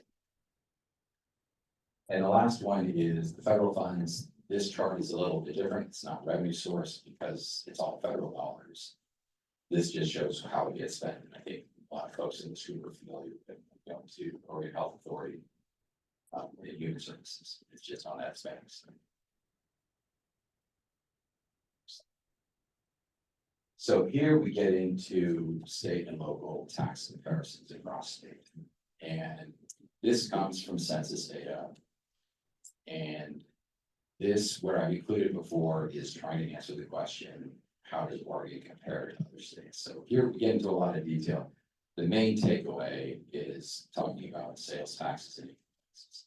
The two metrics here, when we talk about other states, how does Oregon compare to Colorado or New Hampshire or whoever?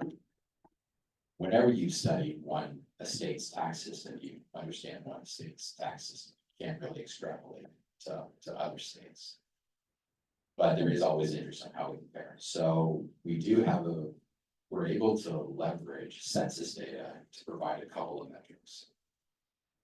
And those metrics are state and local taxes per capita and as a percent of personal income. And those are very simplistic. They are, so the per capita, we take the total state and federal taxes raised in a given year and divide by the number of people in the state, regardless of age. If you just divide by population, it is that simple. And for personal income, you take that same amount of total taxes and divide it by that personal income figure. So it's important to keep in mind how simplistic that is. So it does not tell the whole story, but it does provide a little bit of insight into how we compare to other states, because tax burden always pops up in these discussions. And so the main takeaway, if you look at per capita, so for Oregon, we're about $6,500 per capita, and all of the states on average are $6,300 per capita. So this is the kind of statistic we can look at if people want to say Oregon is a high tax state, for about a couple $100 more than average. The main takeaway here, the bottom blue, is income taxes. See where Oregon has about $2,600 per person in income taxes for fiscal 21. And the other states on average are split between income and sales taxes. These just put numbers on things that I think everybody has an intuitive understanding about. And roughly speaking, what we raise in income taxes, the average state raises in sales taxes and income taxes. And whether or not that's good or bad, there are pros and cons to each. The income tax, you have a lot of strong growth. It's a progressive tax. You can shift more of the burden to higher income folks. You can meet those goals of ability to pay. Whereas the sales tax tends to be a regressive tax. People with more income can't, they can't or they don't consume a lot more of the local things that everybody does. The consumption isn't really fixed, but it tends to be regressive in that the tax is paid by lower income folks. The sales tax is going to be proportionally more than the tax paid by higher income folks. So those are some of the balances to be paid there. Consumption taxes and sales tax tend to be more stable, so that provides a little more security going from buying and putting budgets together. And it's just helpful to be aware of that and how the different states decide to manage that volatility. As a percent of income, Oregon is again a little bit higher than the average state, and same story there with the income tax and the sales tax. As a percent of income, we're about 4.3% on the income tax, and then all of the average state is about 4.7% for the income and the sales tax. So just things to keep in mind, especially when the goal of the group is looking for a large tax base, because if the sales tax discussion comes up at some point. Next slide, please. And here it's another one of those comparisons to try and get a handle on how different states are able to institute different policies that Oregon may or may not want to. And so these are state level sources of them. And it's basically the western states, a handful of them, and then the average state. And this one again, it's just a different way of telling the same story. So in the US, you can see for the average state, they rely kind of equally, roughly equally between the sales tax and the income tax to fund state budgets. In Oregon, you can see that about 70% of the state revenue comes from the income tax in a given year.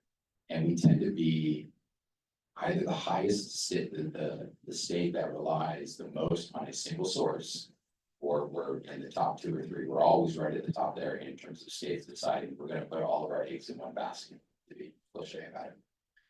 And then if you jump over to Washington, Washington is in the mix. They're usually up there too, the top 5. And theirs is the opposite, so to speak, of ours. They rely on general sales tax, about 60%. And so that creates a lot of the discussion we have, especially on important states important here. California relies a lot on income tax, but they have some sales tax.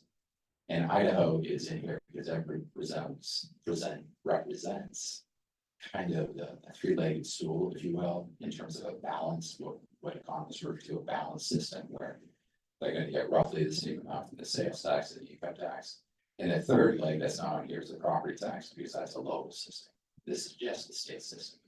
If I had included the locals, it would like the property tax would be shown. You may have said this and I missed it, but can you give examples of the selective sales? Marijuana, cigarette taxes, tobacco, alcohol, well, beer and wine taxes. Yeah. Liquor is, Oregon is a markup, so it's not really a tax. You can think about it as a tax, but it's not. But yeah, the beer and wine, those are all selective sales taxes. And I would point out, I was hoping that this is census data for 2021. And unfortunately, I just found out that we're not going to get the 22 census until the end of the month. One of the things the selective or did they put in selective sales? I think they put it in other. Is the corporate activity tax. It was new in 2020. And I think the census miscategorized the corporate activity tax, because if you look at some of the slides, this other category, we're about twice as high on the other category. And for comparison, we have a handful of states that have a similar or something along the lines of a gross receipts tax. Washington is a good example. They have their retail sales tax, which people are familiar with, and they purchase something there. They also have something called the business and occupation tax, which in broader terms is kind of like a gross receipts tax. It's a tax on consumption. They're only at 5 or 6 states who have a tax like that, so they aren't separated out, and census has tended to put those into general sales taxes. So that's part of the reason the Washington number is so high. It's not just the retail sales tax, it's that plus the B&O tax. So I'm expecting Oregon to look a little bit different if the corporate activity tax gets categorized correctly. It's not always obvious on census puts things in. So now we're going to get into some of the details on the income tax, and I think this supports the idea of an understanding of needing a large tax base. So next slide, please. It's just on a lag. There you go. So for 23-25, these are the taxes projected to be collected in the state, along with they've been annualized, and so you have the magnitude and the takeaway here. So you can see personal income taxes, 10 or 12 billion dollars, keeping in mind that the fiscal 24 number of 9 billion reflects the figure. So there isn't a huge increase in taxes 24 to 25. It's just that the figure is showing us suppressing that up a little bit. And then you have employment taxes, a different kind of function, that's unemployment insurance, so that's not for current spending. But it is a sizable revenue source. And then you have transportation taxes, which go to the highway fund. And so that's the list of the taxes that we have in 23-25. And what we're basically talking about is about $20 billion. Here we're taking some very round numbers total. The totals on the slide are 18 billion and just under 22 billion. So if we go to the next slide, I've inserted 2 of the healthcare taxes that were proposed. I'm not sure exactly where they stand for the task force for. And I just took those numbers and scaled them back to 24-25. Those estimates that were made started with 2026. I scaled those back to put them in the right proportion. But that gives some sense of the magnitude of the change on the revenue system. You can see that the payroll tax is on par with the current state income tax. So it's taking the same amount that we get personal income tax and saying, okay, we're going to raise that on the payroll tax. And as you're going to see in a few slides, the payroll tax is on wages, and wages are about 2/3 of the income tax base. And then the health insurance income tax is a different kind of tax on income. So that tax is more than just wages. So under both of those taxes, wages would be taxed. And if you get into administrative issues on who technically pays that tax, payroll taxes can sometimes be imposed on the employer. They can be split between employer and employees. So there's some options there, but it's still that from a business perspective, it's still labor costs. Next slide, please. Here is a slide with the tax rate schedules for joint filers. And here it's just to describe and give a visual for the progressive nature of the tax system, as well as the rates involved. So the federal tax base, you can see, depending on the income level, the marginal tax rate goes from 10% to 37%. So that's fairly progressive. And then Oregon starts at 4.5% and it goes up to 9.9. So Oregon's is technically progressive, but once you get up to $20,000 in your return, you're already paying 8.75%. The second highest, you're already in that second top marginal rate. The 9.9% rate has been around since 2009. That's something the legislature passed at that point. It was referred to voters and they confirmed that in 2010. And that's all based on income. And a marginal rate structure just means that each subsequent chunk of money is taxed at a higher rate. It does not mean that if you move into a higher bracket, that all of your income below that level gets taxed at a higher rate. It really is just that chunk of money that gets taxed at a different rate. And where the task force landed, or when maybe landed is the best term, but where they were on the two tax sources, the task force, the healthcare tax was based on percent of poverty level. That was the nature of making it more progressive.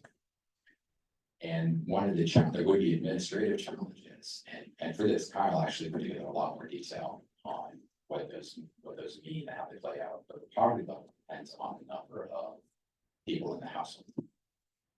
So, for example, our current income tax, you have a family of 4 and a family of 8 on a return, they're going to be subject to the same rates.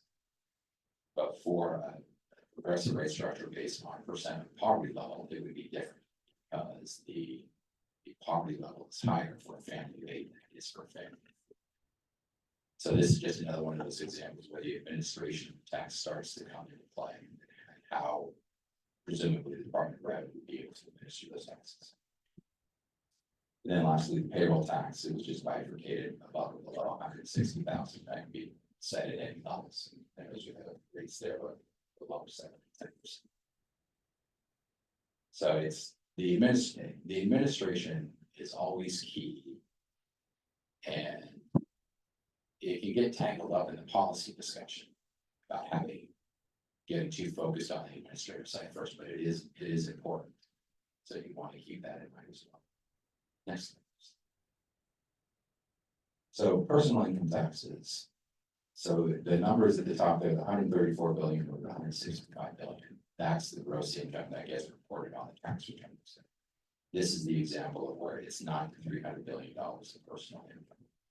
And that primary difference there, without getting into the weeds and the twisted minds of economists, is basically components of income that aren't taxed. You have transfer payments that are part of personal income, but they're not taxed. Welfare payments, Medicare, Medicaid, those in-kind benefits are considered personal income. They're not cash per se, but they're personal income, but they're not taxed. So personal income system. So the tax system, one way to roughly think about it is the income tax system taxes about 2/3 of all personal.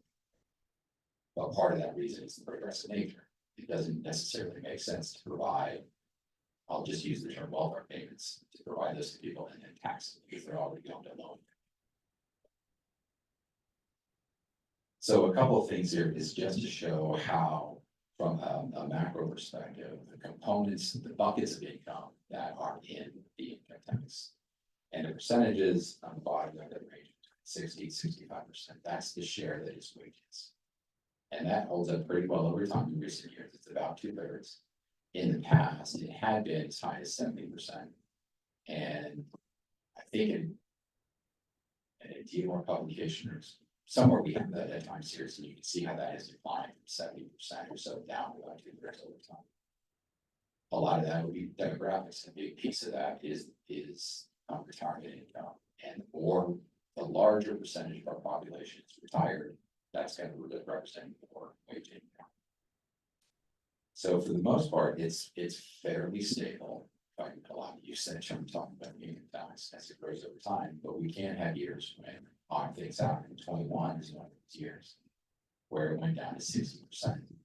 And so income didn't fall. You can see how income grew. It's just that capital gains grew a lot more. I think capital gains might have doubled in that year.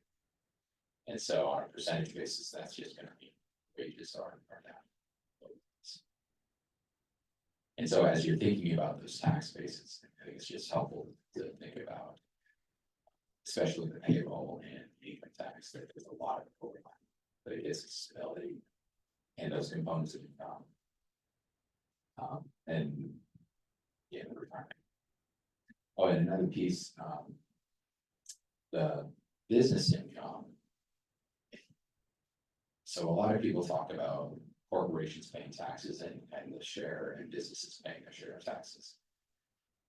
And the corporate income tax, which we get about $1.5 billion to $2 billion. Our corporations, those are C corporations, those are the bigger corporations. About 10% of all personal income tax is actually paid by businesses. These are your sole proprietors, your partnerships, your escrows, your small businesses is the terminology we use. They aren't always literally small, they're just of a different structure. But it's also helpful to know that about 10% of the personal tax base is business. And so this slide shows the concentration it gets at starts to get at the distribution of filers versus income. So the blue bars are the number of filers, and the yellow gold are the gross income. And this is set up by quintile. And just in case people aren't aware, a quintile is when you take the total group, so you take the 2 million filers and divide them up into roughly groups of 400,000 each and set them and line them up from lowest income to highest income.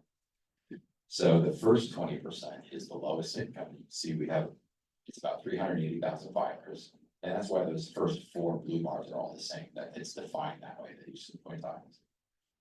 And you can see that the income gradually increases. The bottom 20% is fairly small, and it increases up through the fourth, where you get to about 30 billion. And then the top 10%, the top 20%, we break out into 3 groups. And we provide this DOR publishes this information annually, so it's easy to get. Where you have the top 1%, the next 4%, so you add those together, you get the top 5%, and then the next 15%. And the point here is just how concentrated that income is. And so that top 1%, it's about 18,000 filers. They represent as much income tax as the 4th quintile altogether. So that 4th quintile, 380,000 taxpayers, pays about, or has about the same income as that top 1%. And so that contributes to the volatility of the tax. While the base is big, a lot of the income, there's a lot of concentration at the top end. And there's a lot of interest in breaking that top 1% down to, well, what is the top 10%? And sometimes we can get that information, but we do start getting into disclosure issues. All of the tax information is confidential. So the Department of Revenue can't release any sort of detail that could perhaps disclose on who somebody is. So there is interest in getting at that, and sometimes you can take that top 1%, and if you break it down into smaller groups, you can see it can be even more concentrated. Next.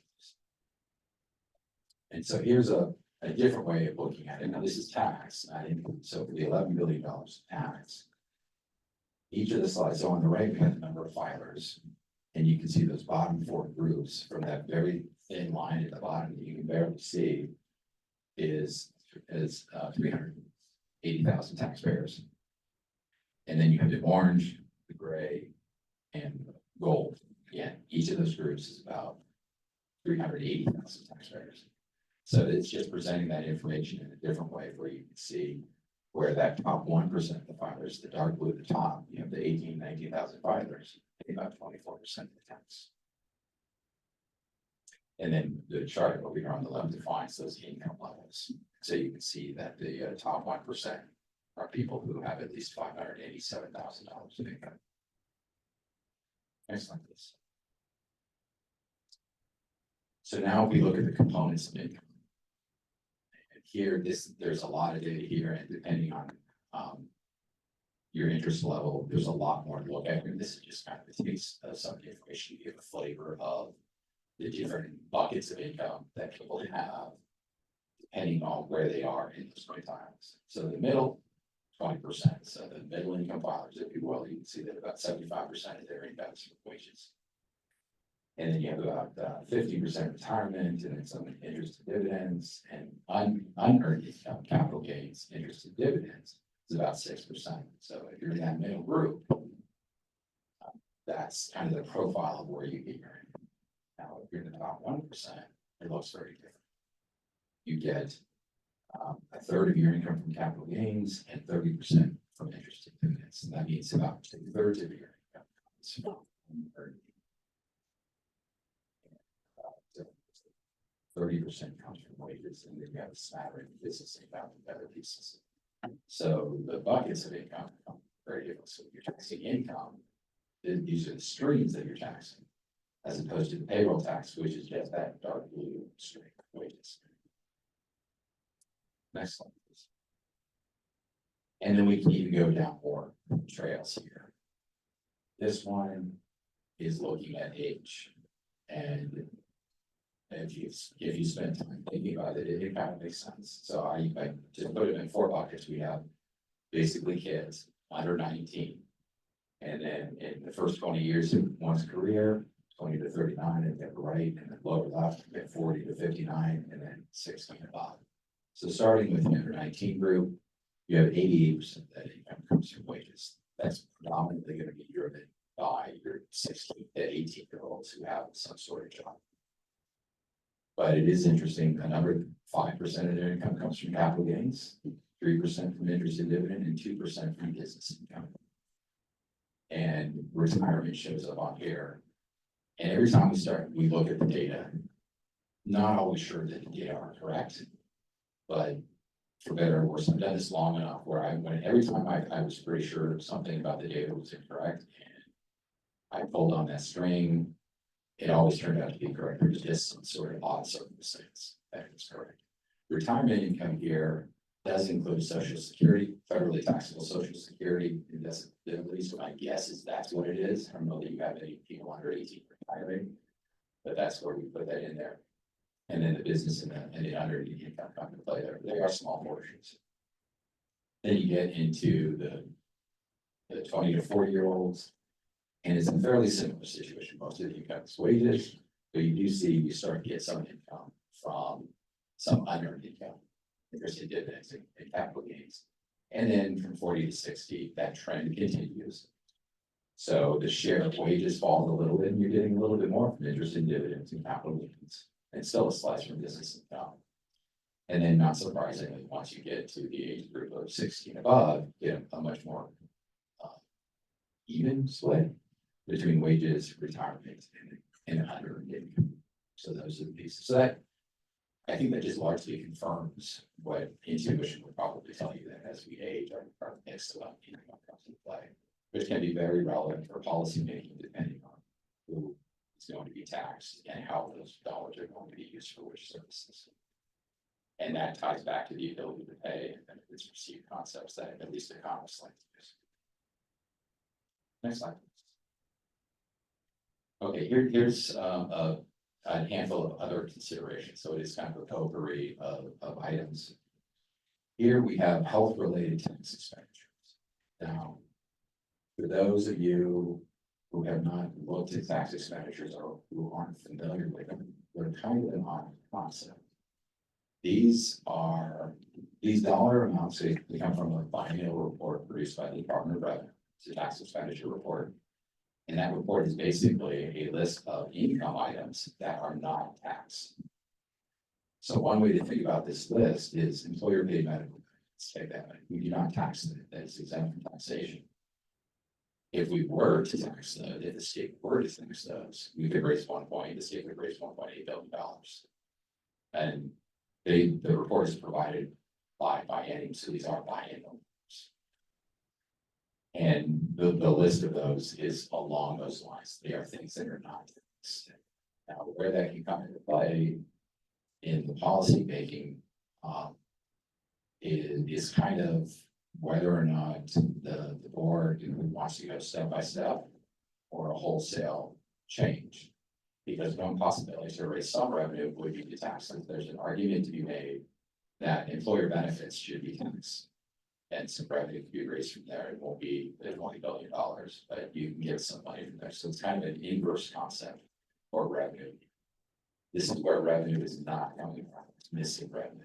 It's possibilities for additional revenue. And there are a lot of these items. These are just some help related ones. And these come into play. They came into play in discussions that I've had with the task force about the money that's needed, whether it's new revenue to the system, or if you're just kind of switching revenue. And the employer medical, I can't recall if Kyle got into this on Tuesday, but the employer paid medical benefits. So employers are paying all of this money for healthcare.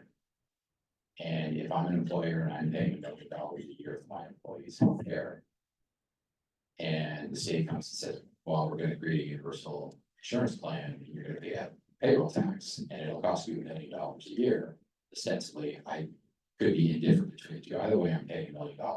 Maybe I prefer to pay the tax because it'll be more stable. I'm not subject to the healthcare increases. That's not necessarily new revenue to the system, but it's a different source of where it comes from. That does, and there are many implications to that as you have this discussion. And some of you are familiar with it.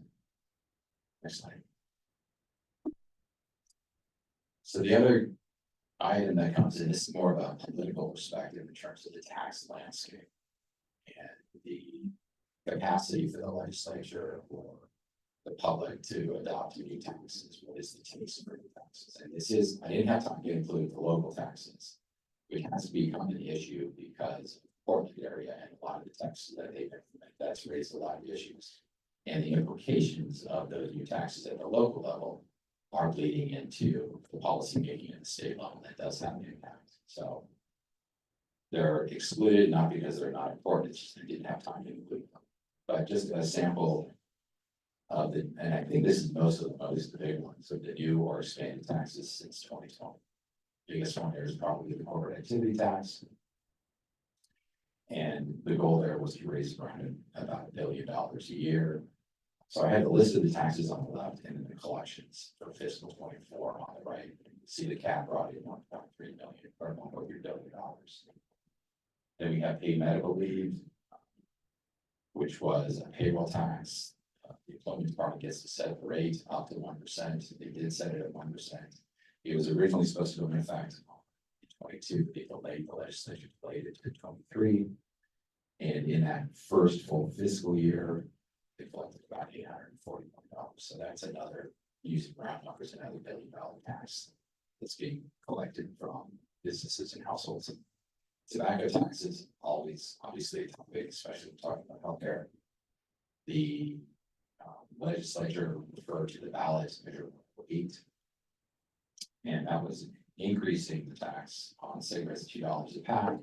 They pulled in vaping, the inhalant delivery systems, and there was this 50-cent limit on cigars that they have right.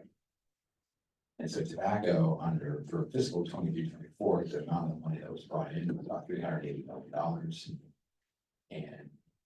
And I did some back of the envelope calculations, and the increase in measure it's about $150 million then. And then the last piece, the telecommunications, there was a 988 tax that was created last session. And the 911 tax was increased from 75 cents to $1.25. And these dollars get relatively smaller, but they do feed into the whole policy bucket of increasing taxes.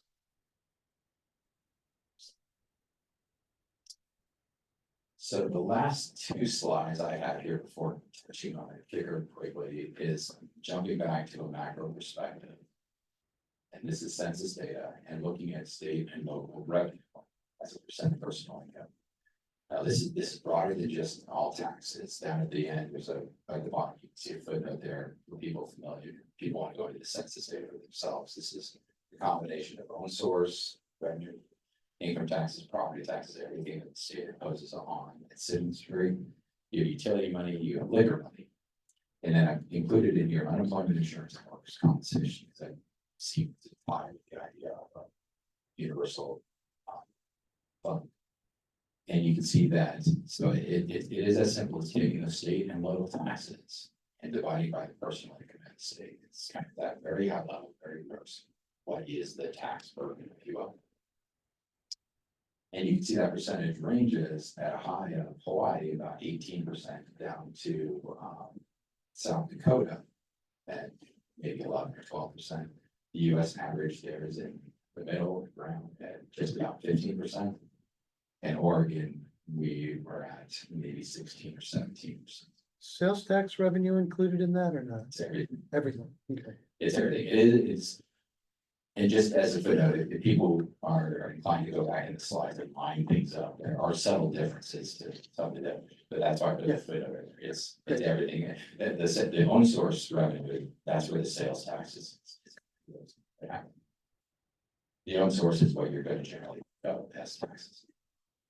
So we go to the next, so I have this, and then the next slide, I just tacked in the numbers that I had from the task force last time. And then Oregon moves from whatever rule we're 5th or 6th at about 16 or 17% off, about 24%. So that's just the magnitude of the challenge and the change that's being talked about, the overall wholesale change. And kind of a nuance to this, though, does get back to that discussion of new revenue or each source of revenue. Going back to we had a lot of discussion with the task force last year, last night, on the nature of that. And that the example they gave an employer paying $1 million to the insurance company or to the state, they may be indifferent. But that moves from the private sector to the public sector, and you get this big increase. So it's not necessarily, from a business perspective, that tax burdens increase that much. I mean, well, the tax burden would increase, but business expenses is a slightly different question. And that is it can be nuanced. Whether that starts important to be open. But then just to put some sense of magnitude in. So then the last thing I have are a couple of things about revenue volatility. We're a bit over time. Oh, okay. Wondering if we can, You want to skip to the graph? This is just a chart. The red dashed line shows the 2% line, and these are all of the deviations from the forecast. And there have only been 2 biennia where the revenue forecast came in positive, but less than the 2%. And you can see that the more extreme, the figures have grown over time and are more extreme. Part of that is the percentage nature. The budget in 23-25 is obviously much larger than it was 20 years ago. So these are on percentages though. But basically, you can look at this and we either have a kicker or we're in a recession. Those are the 10 B choices. That's kind of the bottom line. Just to touch on that problem. thank you. We were hoping to have a little bit of discussion, but go ahead, Bruce, if you have a question. Chris, that was great. So I have a question for you, that the graph of the revenue at the end there was sobering. The one that included the task force recommendation. So before that. Yeah, they're showing the total. Yeah. Showing the total state tax burden. Yeah. So my question for you is, given, the issue before us is really switching revenue source. I mean, right now, we pay for healthcare through, employers pay for it, as you noted, individuals, but we have a premium-based system. If you're on Medicare, you're paying an IRMA. We have a premium-based system. We're taking in a whole lot of revenue. It's just coming from whoever pays the premium. And if we were to go to a tax system, what's your recommendation for how to make that switch? And, given all you've said, what's your sense of how to best create a fair taxable system? Or is that not the right question? See, there's the fairness question. I think that's there are many lenses through which to view it. I think that's a fair one. I'm sorry, I didn't play on words there, but people have that, is it fair or not? That's going to be very much a personal thing. Switching, so there are a couple metrics. You're switching from the private sector to the public sector for funding. That's going to cause a lot of angst. Even though I'm not sure how many people are in love with their insurance companies and how that works. But switching wholesale from the entire system into a single payer, that seems to be a very large change. And part of the reason I was thinking about that was purely from the monetary side. It wasn't thinking about healthcare. It wasn't thinking about healthcare outcomes. It was really just kind of my role as the legislative revenue officer and that tax piece. For a little bit of context, the corporate activity tax rate is $1 billion a year. And that was a significant hurdle. And so here you're talking about taxes that would be, depending on what you're trying to do, upwards of $1 billion. So maybe there are pieces together. Maybe step one is to go for to pull in the uninsured. And on businesses, I think you'll just reading the political landscape, you probably get a mix of businesses. You know, I had that very simple example of, like, I'm gonna pay $1 million, I'm gonna be paid to them or them. Some businesses would prefer to the state and some absolutely would not. And how you get them to come together is one of the challenges of our time. And there's a connection between money paid into the healthcare system and some of their outcomes, which is not my expertise. But everybody's gonna have their own story and their own sense of, am I gonna get what I paid for? And doing a wholesale change like that, that is a fundamental, a structural difference. I was talking to somebody before, a lot of these discussions, I'm drawn back to graduate school. When we would just sit around and learn to talk about comparative economic systems. So a lot of these discussions do get to differences in economic systems, but now you're talking about major points of view and differences. So there maybe is one piece at a time, so that there's a path, so that trust is okay, good, but I can use that here.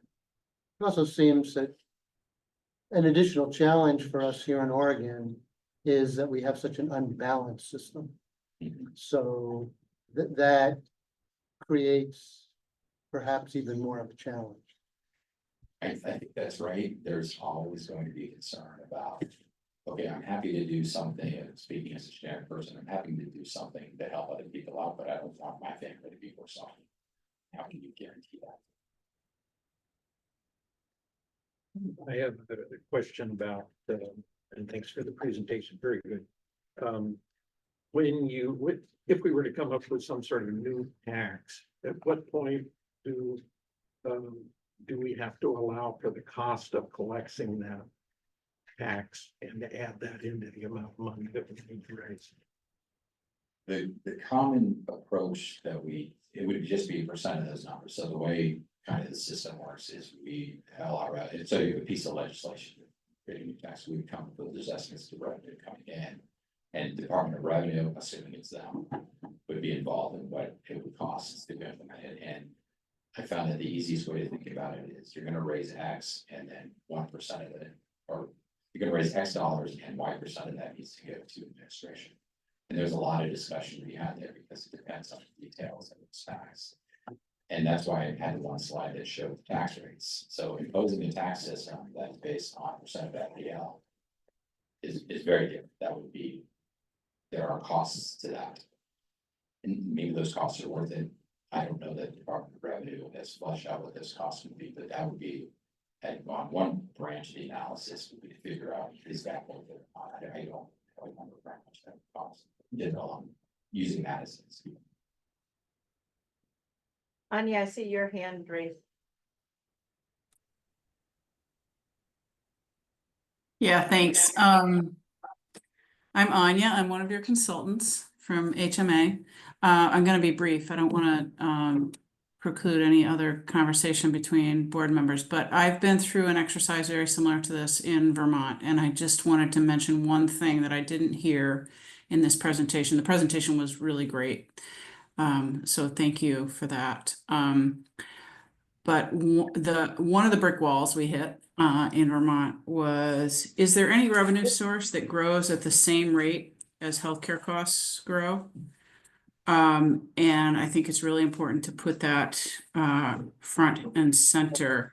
Right now, you know, healthcare costs grow at whatever, 3, 4, 5% per year. And we have kind of this release valve in the employer market where we get that covered if it exceeds the growth in the revenue that's feeding Medicare, Medicaid, and other publicly funded programs. If you create one big publicly funded program, then either your revenue has to grow at the same rate as healthcare costs do, or you have to constrain healthcare costs to a much greater degree than we do now. And so just would encourage you to look at that, like what's the growth rate in these revenue sources as you choose amongst them, and how do they match up with what's happened with healthcare cost growth over time? And so the couple of quick thoughts. I think that's a good point. The revenue system, one of the challenges in the public sector. Can you hold the mic a little closer? Sure. Is that better? Yeah. Sorry, it sounds like it's feedback. One of the challenges there is we can understand tax systems and which ones grow quicker. Income taxes grow faster. Sales taxes, consumption taxes grow, they're more stable. To properly align that though, I think there would be a lot of value in understanding exactly why healthcare costs grow so much. And just the chuckling in the room signifies that says a lot, whether or not there's agreement, understanding what that is. Is it the labor costs? Is it the people who build the MRI machines and what they charge for them? Are they getting profit levels? And so you get into a lot of great questions. I think you really want to, my advice would be to really look and get as best a handle as you can on the sources of those cost increases. Because relying on the revenue system to contain those costs is going to have a lot of unintended consequences. Because you could just say, we're gonna go with the sales tax and it's gonna grow at a lower pace and we'll just have to deal with it, or you go with the income tax. And then you can actually encourage cost growth to align with, well, income taxes are really going up, so now we can really increase our rates because we can. And that's the market's work. So having a single statewide price schedule can go a long way constraining costs. Yeah, and I can quickly get out of my depths, like I don't know what the cost drivers are. I mean, I read like other people, but I certainly don't have the source. That would be my recommendation is to get a handle on that to the extent you can. But that's a good point. Thank you so much, Chris. We really appreciate your input and we really look forward to working with your office as we. Oh, I didn't see that. I'm so sorry, Jeff. Go ahead. Just have a quick question.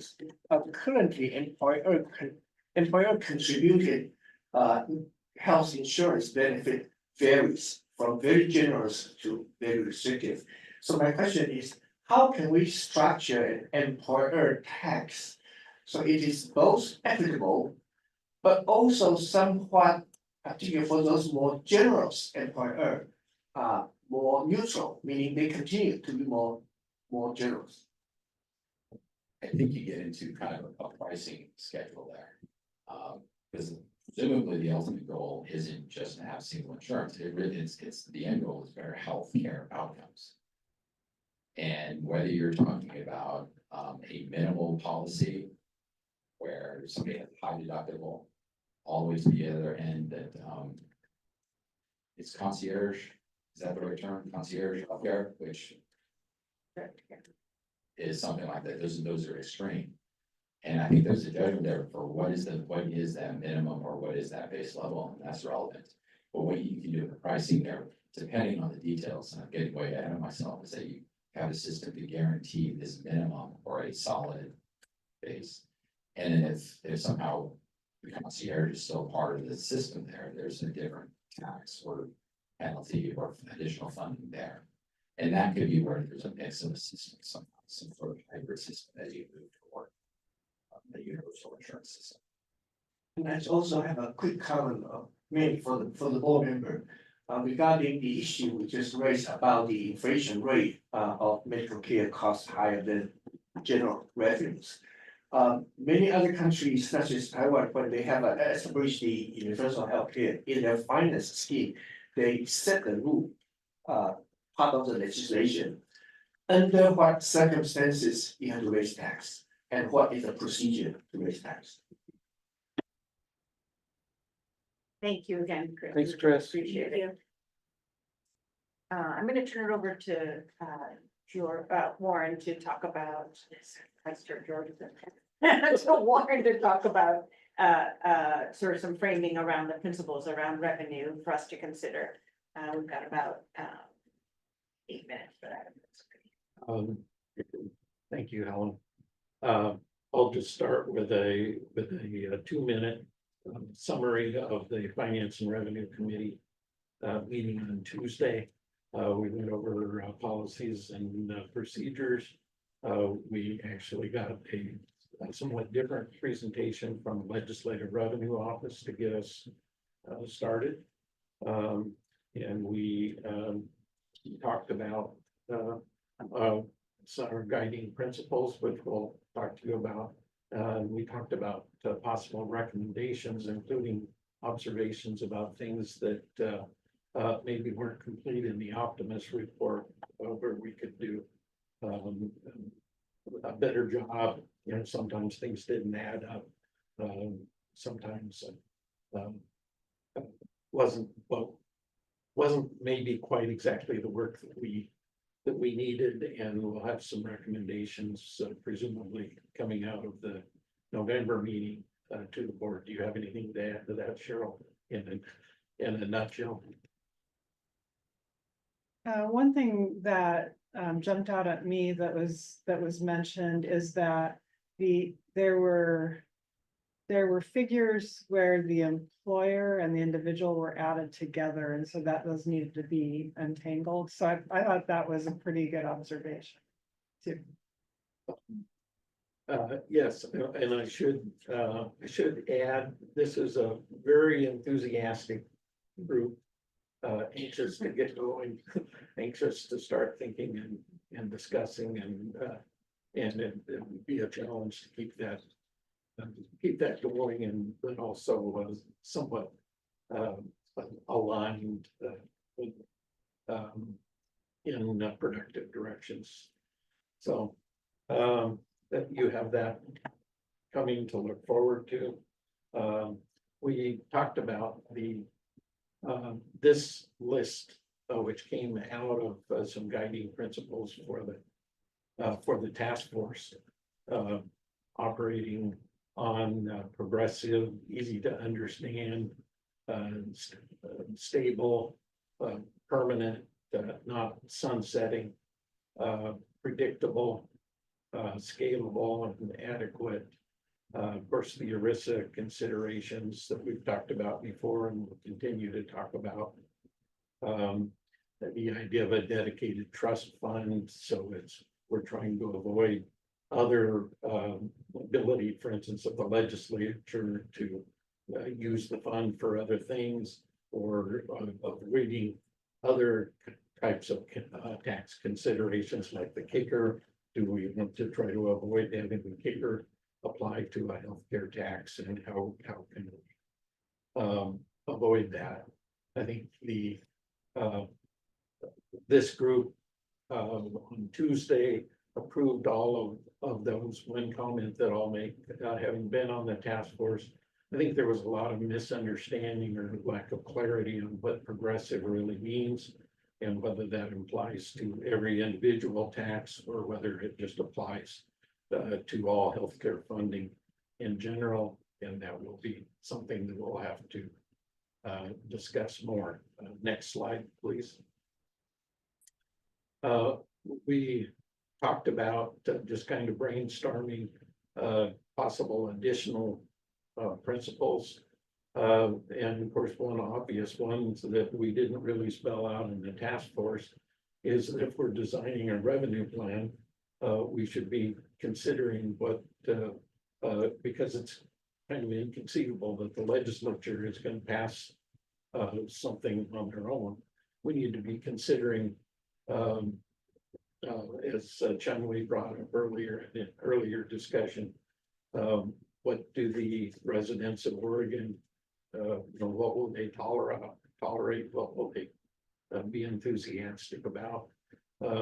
One important principle is if you design taxes very different than your neighboring states, you can actually drive some segments of population out of the state, collect other one of the concerns incidentally about the tax that was proposed in the task force. We had several doctors, physicians come to our open sessions and say, if you implement this, you won't have a physician left in the state, because it was so highly concentrated on people above $200,000 in income, would lose about 40% of their take home pay. So anyway, we don't have any reason to want to really change the population of the state in any way.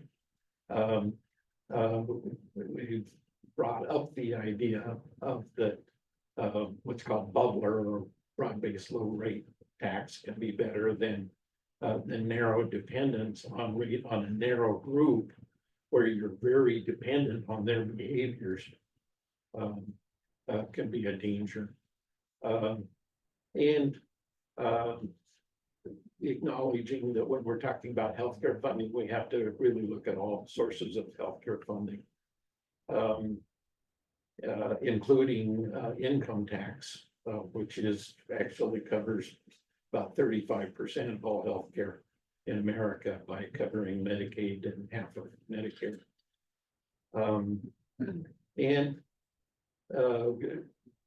the Optimus report acknowledged that they hadn't included any consideration of the cost of operations startup.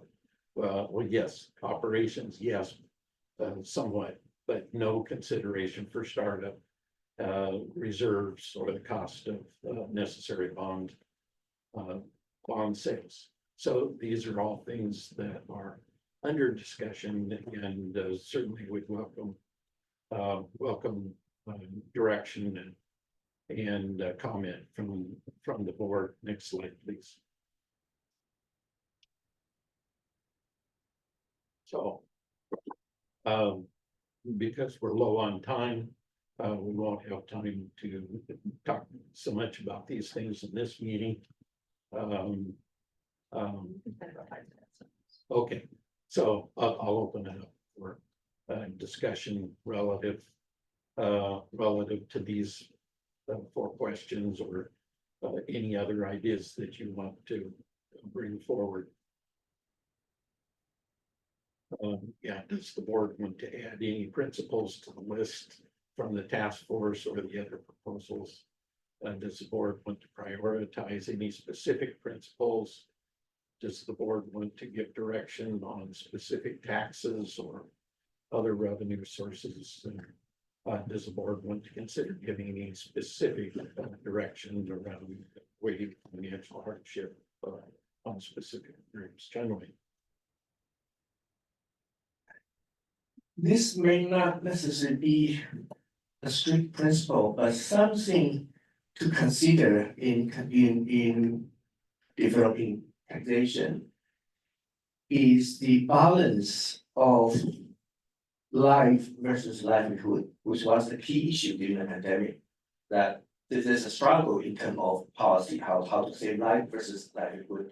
And same principle, I suggest to be considered as a background, that is whatever taxation we design, we have to consider its economic impact for the whole state. And of course, it will have economic impact, but the consideration is how big. And we don't want, because of our particular taxation plan, have a huge negative economic impact that affect the livelihood. And that will kind of distort the purpose of the universal healthcare, because we want people to have universal healthcare, but we also want people to have a good life.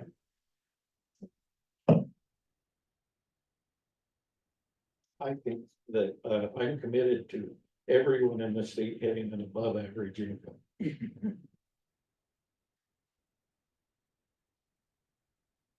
I'll say in response to John Way's comment that is one of the pieces, the deliverables we've asked from our financial consultants is to, I think, once we kind of narrowed down a plan to consider the overall economic impact of the state and inform us of that. So yeah, absolutely, that's something we gotta consider.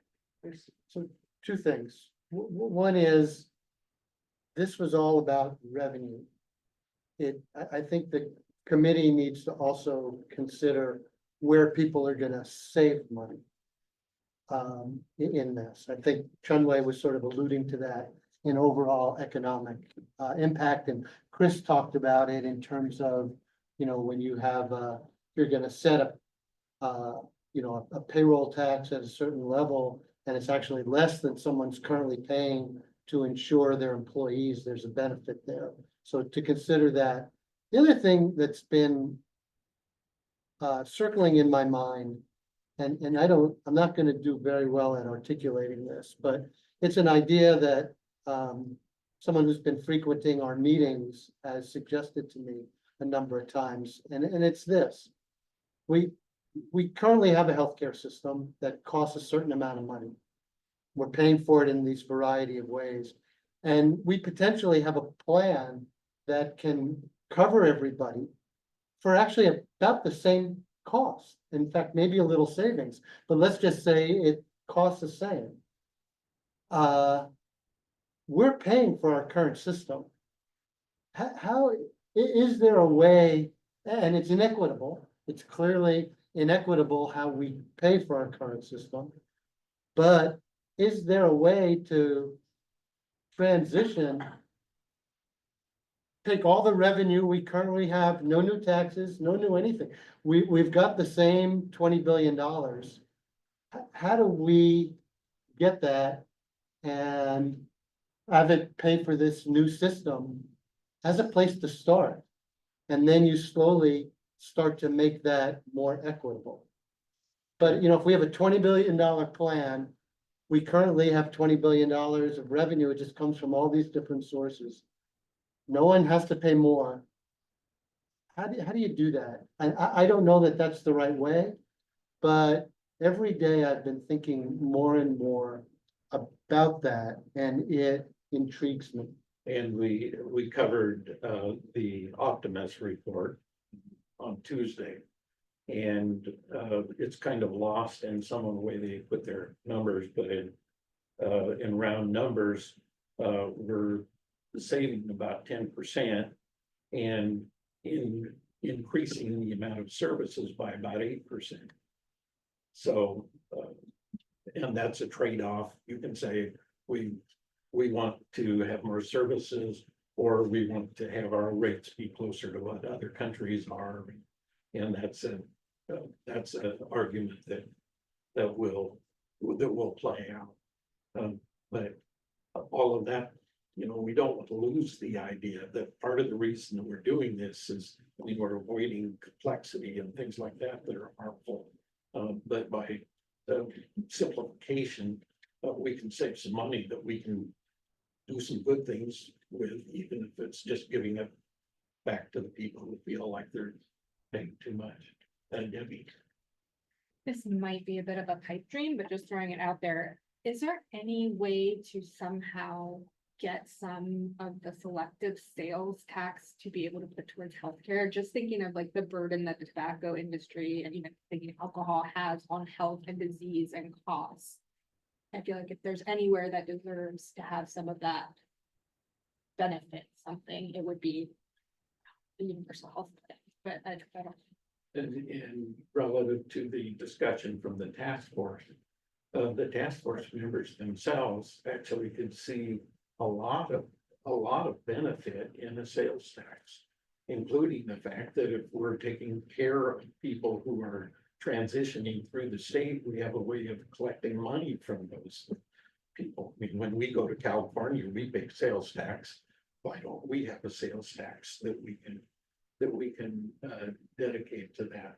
You know, any of the specific taxes are so small that they wouldn't make much difference. But the task force decided to not give any real thought to sales tax just because of perception that but is it 9 times that the public has voted down sales taxes in Oregon.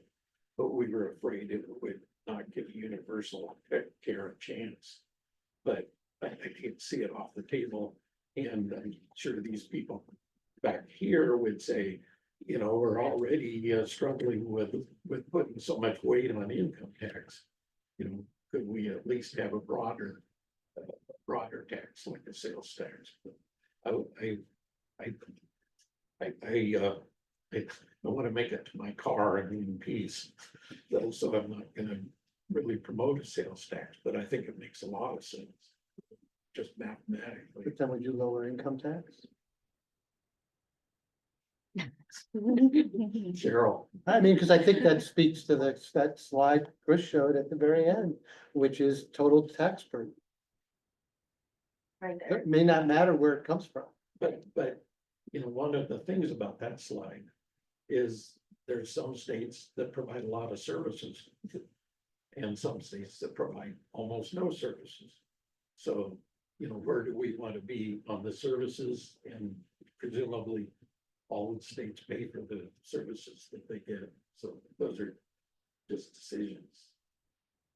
I just wanted to note that behavioral health and public health to a certain extent are already reliant on selective sales taxes. Yeah, so, I mean, just as an example, we used 10 million in tobacco tax for mobile crisis services. And Measure 110, they're taking most of the marijuana tax revenue for substance use disorder prevention treatment services. So that's already happening. And yeah, and we definitely want to see if this were just put into the big pool, we'd certainly want to see some dedication for, behavioral health services from those tasks to continue. So, Conway, that last question. I want to echo Bruce's earlier comment about if we implement the universal health system, there are sources where we can either save expenditure or generate revenue. There are two sides of the same coin. And one area, if the finance committee haven't looked into, I suggest in the coming months to look into involve saving expenditure. That is, in particular, just one example cases, auto insurance and property insurance all have liability insurance that cover healthcare costs. And that should be the saving we can capture, because those auto insurance and property insurance and other liability insurance, they do include healthcare costs. That should not be coming from the universal health pool. And Taiwan did that in the early stage of implementing universal health systems. They captured those medical care costs that's supposed to be paid by those liability insurance. Yeah, thank you. Hate to cut off this discussion, so I think there's a lot more to say, in the interest of time and, to preserve some time for public comment. Jenny, I'm gonna pass it to you. We've already mostly discussed this board decision-making process that we've gone through. I wonder if you can just kind of spend 2 minutes on this and then we'll move on to public comment. Yeah, I think that this actually captures some of this discussion that happened with the board earlier. To go through it really quickly, essentially, the committee's going to take up the components you've already given them, either through the preliminary structure or work plan, work it, and then present to the board a straw proposal. That's something for the board to discuss. If the board likes it, they say, okay, great, keep working on it. And at that point, the committee will take it to the Communications and Community Engagement Committee and to any required input that we need from the community, from business sources, from relevant parties, or further analysis that's going to be needed, actuarial analysis, economic analysis, that sort of thing. If the board doesn't like that straw proposal, they can always send it back to the committee to say, we don't like this one, do some more work, here's some guidance, and then that can repeat. If they did like it and they sent it on for required input or financial or economic analysis, that information comes back to the committee from either the community or from the consultants, goes back to the committee. The committee actually then refines the proposal and creates a more like actual proposal rather than a straw proposal for discussion. It's a more solid, has more information. That goes back to the board. It's the same process. The board can say, yes, we really like this, or the board can say, no, we're not happy with this, go back. And the committee can go back and say, okay, we're going to refine what we already have, or do we need to go all the way back and bring you another straw proposal? If the board says, we like this proposal a lot, going to what Chumway said earlier, it still has to be reconciled with all the other committees. So at this point, what we would recommend is having like a decision tracker for the board. We would take that decision from the board and say, this was the proposal, this is what it said. We're putting it in here as the board voted and said that the board likes this. It doesn't necessarily mean it will make it into the final plan because it has to be reconciled with other committee work. So it would sit there until the board decided to bring it back out and say, okay, we have information from another committee and we need to reconcile that committee's work with this work and then make that decision again. And so there's always the option for a proposal at any phase that comes from a committee to go back to the committee based on the board's input, or for the board to move it forward and then put it basically in a holding pattern to see what other committees bring up that's relevant to that proposal's decision. Eventually, the idea is that it would eventually end up in a legislative proposal after it's been reconciled. Does anyone have questions? Yeah, so the idea is this board would have a couple of chances to weigh in on any proposal brought by a committee, with weigh in on their initial idea, sort of the direction they're heading. And if we like the direction they're heading, then do some deeper analysis and community engagement on it. And then develop a full proposal before we reconcile it and consider it as part of our final plan. Any questions for Jenny on it or? Yes. Evie. More just a comment. I think in theory, I like this. My only comment concerns is the committees only meet once a month, the board only meets once a month, the logistics and then with the further constraints of how much we can or can't communicate and do work between all the various meetings.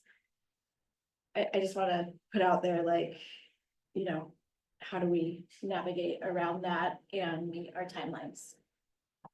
It's an excellent comment. And Judy has questions. Just say. We definitely have to think through that. The only thing I'd say right now is the committees aren't restrained to meeting just once a month. If the committees feel like they need to meet more frequently than that. And then I'm still interested, we've talked about this a little bit, but I'm still interested in some ways that the committees can have public conversations without it being a meeting. So like a discussion board type setting. And so far that hasn't been feasible in terms of the tech involved, but being able to weigh in on ideas in a public meeting type setting without it relying on the once monthly meeting. But for the committee chairs to consider, I think Amy's comment is really good for all the committee chairs to think about how you might navigate that. Go ahead, Judy. To Amy's comment, this is a thought or just a suggestion that may make this whole process more efficient and still be in compliance with public meetings law. If we have a committee member attend a sister committee, sorry for lack of a better word, meeting as a cross-pollinator, for example, if you have the seated operations committee, one of those members will commit to also attend the health plan committee to learn, discuss, and share in the public meeting setting and feedback. Someone from the plan committee needs to sit on finance committee, not sit as a committee member, but as a communication liaison to help collaborate work going on within each of the committees before this process even gets started. So at least there's some cohesion in the work that's going on between the committees.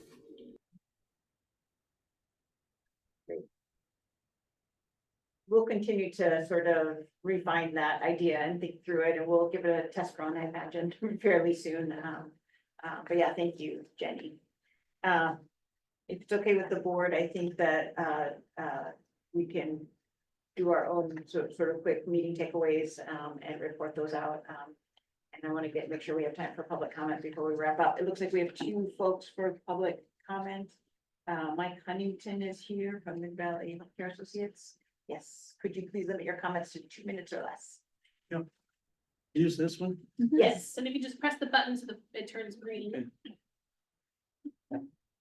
Thank you, Bart, for all of you serving our state in the way you are. The PA system is not good for people attending in person. I could only hear by turning on the online and stepping outside, so I didn't have a double echo from you and from online. Everybody online was clear except for Chris, and it may be this microphone. I would glad to hear about Dr. Goldberg's request to have the ethics committee give clear guidelines on how to best communicate with each other. I cannot imagine a board functioning without people communicating with each other easily. So please help us do that. Also, I remember when Dr. Goldberg and colleagues traveled all over the state explaining to us what CCOs were going to do. Those were excellent meetings. I hope that you can arrange those again. If you need to have entertainment, Madison doctors will join you and provide music and get people up in front of the camera and say why they're mad as hell about our healthcare system. Will help. Finally, calculators. can we not choose a calculator that would be adjusted to the PEB system? People want to know how much it's gonna cost, and we can't tell them without this large amount of research about each person. But why don't we pick one PEB? This is what PEB would cost you. We may not end up with the PEB system, but this is what it would cost you. Medicare for All bill in Congress offers a calculator that is making assumptions that legislators will not pass. So please consider picking one and making a calculator for it. And also use Oregon player that lets you choose what revenue will match what we need. Have you all seen it? Thank you. Really appreciate it. Thanks for coming. Next we have Colin Stackhouse, who I believe is participating virtually. Hi, welcome. Hi, you can hear me? Yes. Okay, great. Thanks. I appreciate having the opportunity to talk to the board. I'm glad to have a moment to comment more on my written testimony about climate change. My intention wasn't to try to convince either anyone on the board that climate change is real or that we need universal healthcare. Clearly, we need universal healthcare. I assume that you can understand that climate change is real. So I'm glad to have another minute and 30 seconds because I'm flabbergasted that you folks have maybe 20 opportunities to talk.